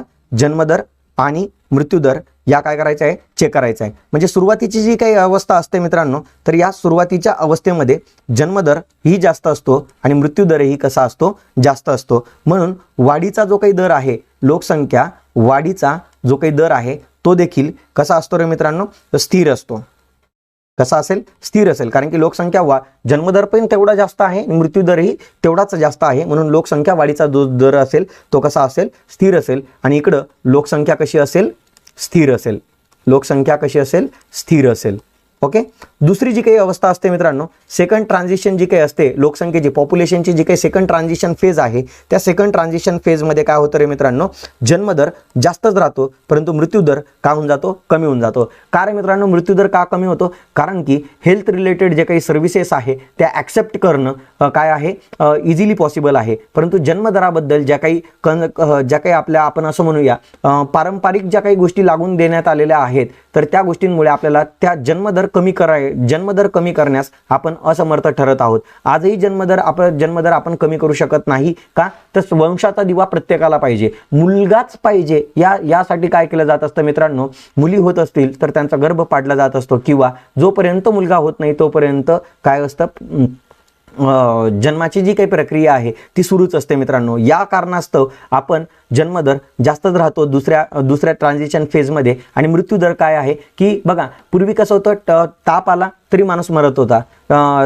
आज काय आहे? एखादा टायफॉइड आला तरी लोक मरत होते. बरोबर का नाही? विषम ज्वर आला मरत होते. मग महत्त्वाची गोष्ट काय आहे मित्रांनो, की जर आपण एखादा उपचार घेतला आणि त्याच्याने जर आपण वाचत असू तर सिंपल गोष्ट आहे मित्रांनो, जगायला कोणाला आवडत नाही. म्हणून दुसऱ्या ट्रान्झिशन फेजमध्ये काय झालं की हेल्थ रिलेटेड सर्व्हिसेस आपल्याला ॲक्सेप्ट करणं इझी गेलं. त्याच्यामुळे मृत्यूदर काय होऊन गेला? कमी होऊन गेला. त्याच्यामुळे काय झालं रे मित्रांनो? लोकसंख्येमध्ये तीव्र वाढ आपल्याला पाहायला आली.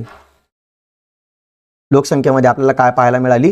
तीव्र वाढ पाहायला मिळाली. आणि इथं लोकसंख्या प्रचंड वाढली. बरोबर. तिसऱ्या ट्रान्झिशन फेजमध्ये आता इथं जे पहिलं स्टेटमेंट देण्यात आलेलं आहे ना, तर ते तिसऱ्या अवस्थेविषयी देण्यात आलेलं. मग तिसऱ्या अवस्थेमध्ये काय होतं रे मित्रांनो, की तिसऱ्या अवस्थेमध्ये जन्मदर आणि मृत्यूदर दोघांमध्ये घट होते.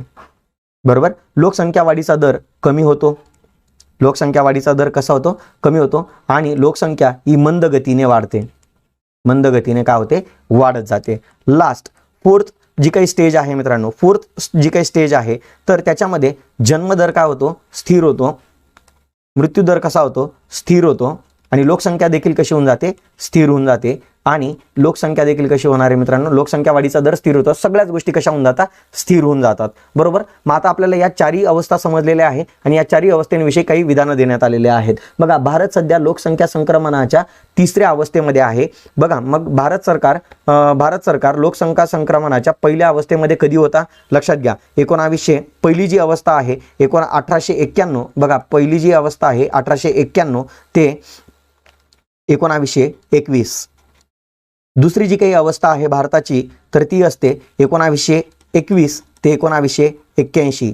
तिसरी जी काही अवस्था आहे भारताबाबत तर ती आहे 1981 ते 2011. ओके. या अवस्थांमध्ये सध्या भारत आहे. ओके. मग याच्यामध्ये आपल्याला पहिलं विधान बरोबर देण्यात आलेलं आहे. दुसरं विधान काय देण्यात आलेलं आहे? उत्तरेकडील राज्ये आजही दुसऱ्या अवस्थेमध्ये पाहायला मिळत आहे.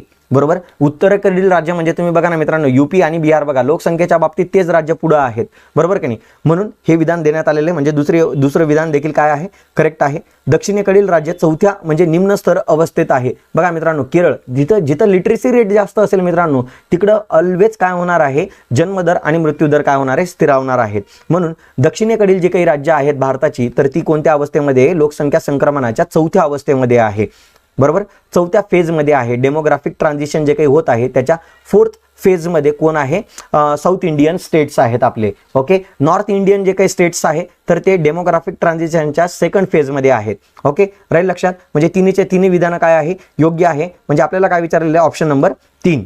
ओके, चला बघूया कोणाचं उत्तर करेक्ट आहे.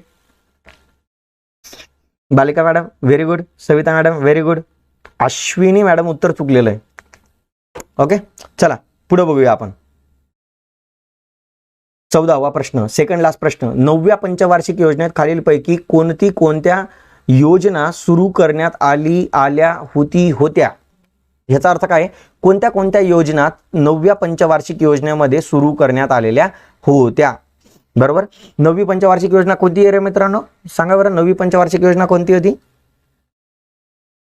9वी पंचवार्षिक योजना बघा, 8वी जी पंचवार्षिक योजना आहे तिचा कालावधी होता 1992 ते 97 आणि 9वी जी काही पंचवार्षिक योजना आहे तिचा कालावधी आहे 1997 ते 2002, बरोबर. 2002 9वी पंचवार्षिक योजना. मग याच्यामध्ये कोणत्या योजना सुरू करण्यात आलेल्या आहे, तर लक्षात घ्या मित्रांनो, याच्यामध्ये कोणत्या बघा. समग्र आवास योजना ही 1 एप्रिल 1999 ला सुरू करण्यात आलेली आहे. जवाहर ग्राम समृद्धी योजना ही देखील 1 एप्रिल 1999 ला सुरू करण्यात आलेली आहे. अंत्योदय अन्न योजना जी काही आहे मित्रांनो, तर ती 25 डिसेंबर 2000 रोजी सुरू करण्यात आलेली आहे. आणि प्रधानमंत्री ग्राम सडक योजना ही देखील 25 डिसेंबर 2000 रोजी जाहीर करण्यात आलेली आहे. म्हणून चारी पंचवार्षिक ज्या काही योजना आहे मित्रांनो, बघा, समग्र आवास योजनेचं महत्त्वाचं उद्दिष्ट काय होतं मित्रांनो, आवास असेल, स्वच्छता असेल किंवा पेयजल असेल यांच्यासाठी एकत्रित जाहीर करण्यात आलेली ही काय आहे, योजना आहे. जवाहर ग्राम समृद्धी योजना हिचं काय आहे मित्रांनो, की सामुदायिक ग्रामीण पायाभूत सुविधा वाढवण्यासाठी जवाहर ग्राम समृद्धी योजना 1 एप्रिल 1999 ला सुरू करण्यात आली होती. अंत्योदय अन्न योजनेमध्ये काय केलं जात असतं मित्रांनो, गरीबातल्या गरीब कुटुंबांना दरमहा 25 किलो, किती किलो, 25 किलो अन्नधान्य काय केलं जात असतं, अगदी माफक दरामध्ये. म्हणजेच काय, 2 रुपये किलो गहू आणि 3 रुपये किलो तांदूळ या दराने काय केलं जात असतं, अन्नधान्याचा पुरवठा केला जात असतो. आणि प्रधानमंत्री ग्राम सडक योजना ही काय आहे, खेड्या गावांना काय म्हटलेलं आहे, ही 12ही महिने चालणाऱ्या, म्हणजे काय आहे, आपल्या देशातील सर्व जे खेडे आहेत या सर्व खेड्यांना, सर्व गावांना 12माही रस्त्याने जोडणे, सर्व खेड्यांना 12माही रस्त्यांनी जोडणे यासाठी ही योजना सुरू करण्यात आलेली आहे. म्हणजेच काय, चारी योजना सुरू करण्यात आलेल्या आहे. ऑप्शन नंबर किती येणार आहे, 4. चला, कोणी करेक्ट दिलेलं आहे उत्तर. भूषण मानकर, सॉरी सर, शेवटचे क्वेश्चन नाही समजले कारण नेट बॅलन्स संपला, ऑफलाईन बघून घेईल सर. ओके चालेल भूषण, काही हरकत नाही भूषण. Okay, option number 4. चला, लास्ट प्रश्न नीती आयोगाच्या करंट अफेअर विषयी विचारलेला आहे. खालीलपैकी नुकतीच कोणाची नीती आयोगाच्या मुख्य कार्यकारी अधिकारी पदी, म्हणजे CEO chief executive officer of Niti Aayog आपल्याला विचारलेलं आहे. कोणाची स्थापना झालेली. चला, मी या प्रश्नाचं उत्तर मी तुमच्यावर सोडतोय, मी सांगत नाही. चला पटकन, कोणी केलेली आहे, कोणाची नुकतीच नेमणूक झालेली आहे, कोणाची नीती आयोगाच्या मुख्य कार्यकारी अधिकारी पदी नेमणूक झालेली आहे. बघा, तुम्ही याचं उत्तर सांगायचं आहे. तोपर्यंत बघा मित्रांनो, मी काय सांगतोय, ज्यांनी जे व्यक्ती आज नवीन जॉईन झालेले असतील त्यांनी मला व्हॉट्सअपला हाय मेसेज करायचा आहे. तुम्हाला कालच्या लेक्चरची PDF तुमच्या व्हॉट्सअपला मिळून जाणार आहे. ओके, सो जे नवीन असतील त्यांनी मला आज जे काही नवीन हे झालेले असतील, जॉईन झाले असतील, त्यांनी प्लीज काय करायचं आहे, व्हॉट्सअपला आपल्याला हाय मेसेज करायचा आहे. ओके.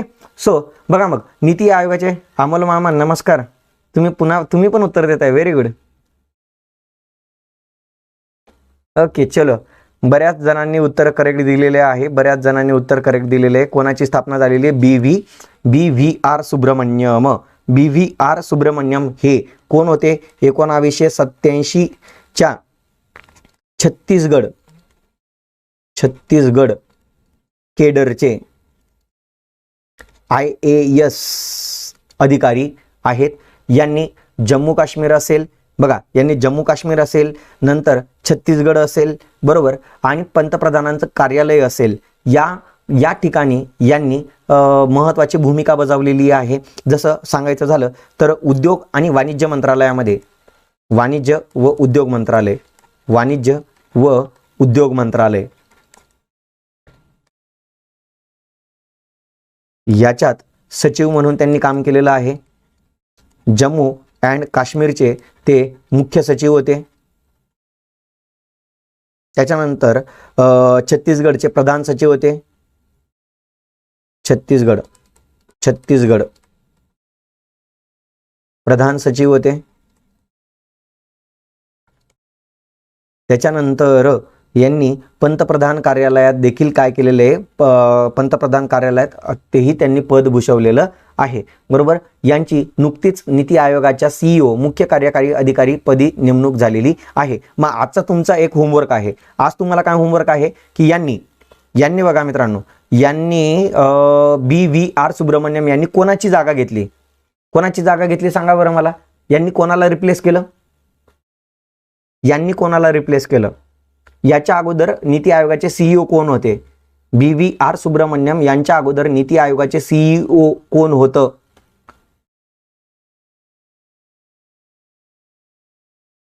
पटकन सांगा मला. आता नुकतीच यांची नेमणूक झाली ना, मग कदाचित असाही प्रश्न विचारला जाऊ शकतो की BVR सुब्रमण्यम यांची नुकतीच नीती आयोगाच्या CEO म्हणजेच मुख्य कार्यकारी अधिकारी पदी नेमणूक झाली. यांनी खालीलपैकी कोणाची जागा घेतली? मग सांगा बरं, कोणाची जागा घेतली यांनी? चला पटकन, कोणालाच माहित नाही.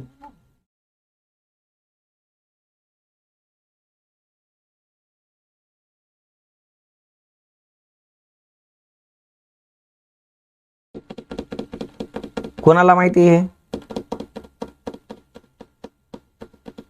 कोणालाच माहित नाही. चला मग जाऊ द्या. आजचा तुमचा हा होमवर्क आहे आणि आजचे हे जे काही प्रश्न आहेत, या प्रश्न तुम्हाला मी PDF करून देईल. फक्त आता मला जेवण करू द्या. जेवण केल्यानंतर मी तुम्हाला ही PDF काय करेल? शेअर करेल. ओके.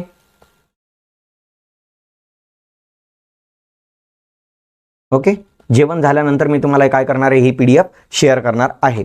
ओके. मग तोपर्यंत जे कोणी आज नवीन असतील त्यांनी काय करायचं आहे? मला हाय मेसेज करायचा आहे व्हॉट्सअपला. मी त्यांना PDF शेअर करून देईल. ओके. आणि आजचा तुमच्यासाठी होमवर्क होता की BVR सुब्रमण्यम यांनी कोणाची जागा घेतलेली आहे? सगळ्यांचे उत्तर कोण? सुमन बेरी म्हणतंय, बालिका मॅडम सुमन बेरी म्हणतायत, कल्याणी मॅडम काय म्हणतायत, विमल जैन. ओके. हाचा तुमच्यासाठीचा होमवर्क आहे. तो तुम्ही काय करायचा आहे? मला उद्या सांगायचा आहे. उद्याच्या लेक्चरला मी तुम्हाला पहिले हा प्रश्न विचारणार आहे. ओके. उद्याच्या लेक्चरला मी तुम्हाला पहिल्यांदा हा प्रश्न विचारेल आणि मग पुढचे प्रश्न सुरू करणार आहे. चलो तोपर्यंत थांबूया आणि प्लीज आपले लेक्चर शेअर करत राहा. शेअर केल्याने मी तुम्हाला बोललेलं आहे मित्रांनो, तुम्ही जितकं जास्त नॉलेज वाटणार तेवढं जास्त तुमचं नॉलेजमध्ये वाढ होणार आहे. सो वाटण्यावर भर द्या. ओके. बघा किती वेगवेगळे नावं येत आहेत. विशाल मोरे म्हणतोय परमेश्वरन अय्यर. बघूया कोणाची नेमणूक झालेली आहे ते उद्या. आज होमवर्क दिलेला आहे, त्याचं उत्तर आपण उद्याच बघूया. चलो थांबूया मित्रांनो. Bye bye.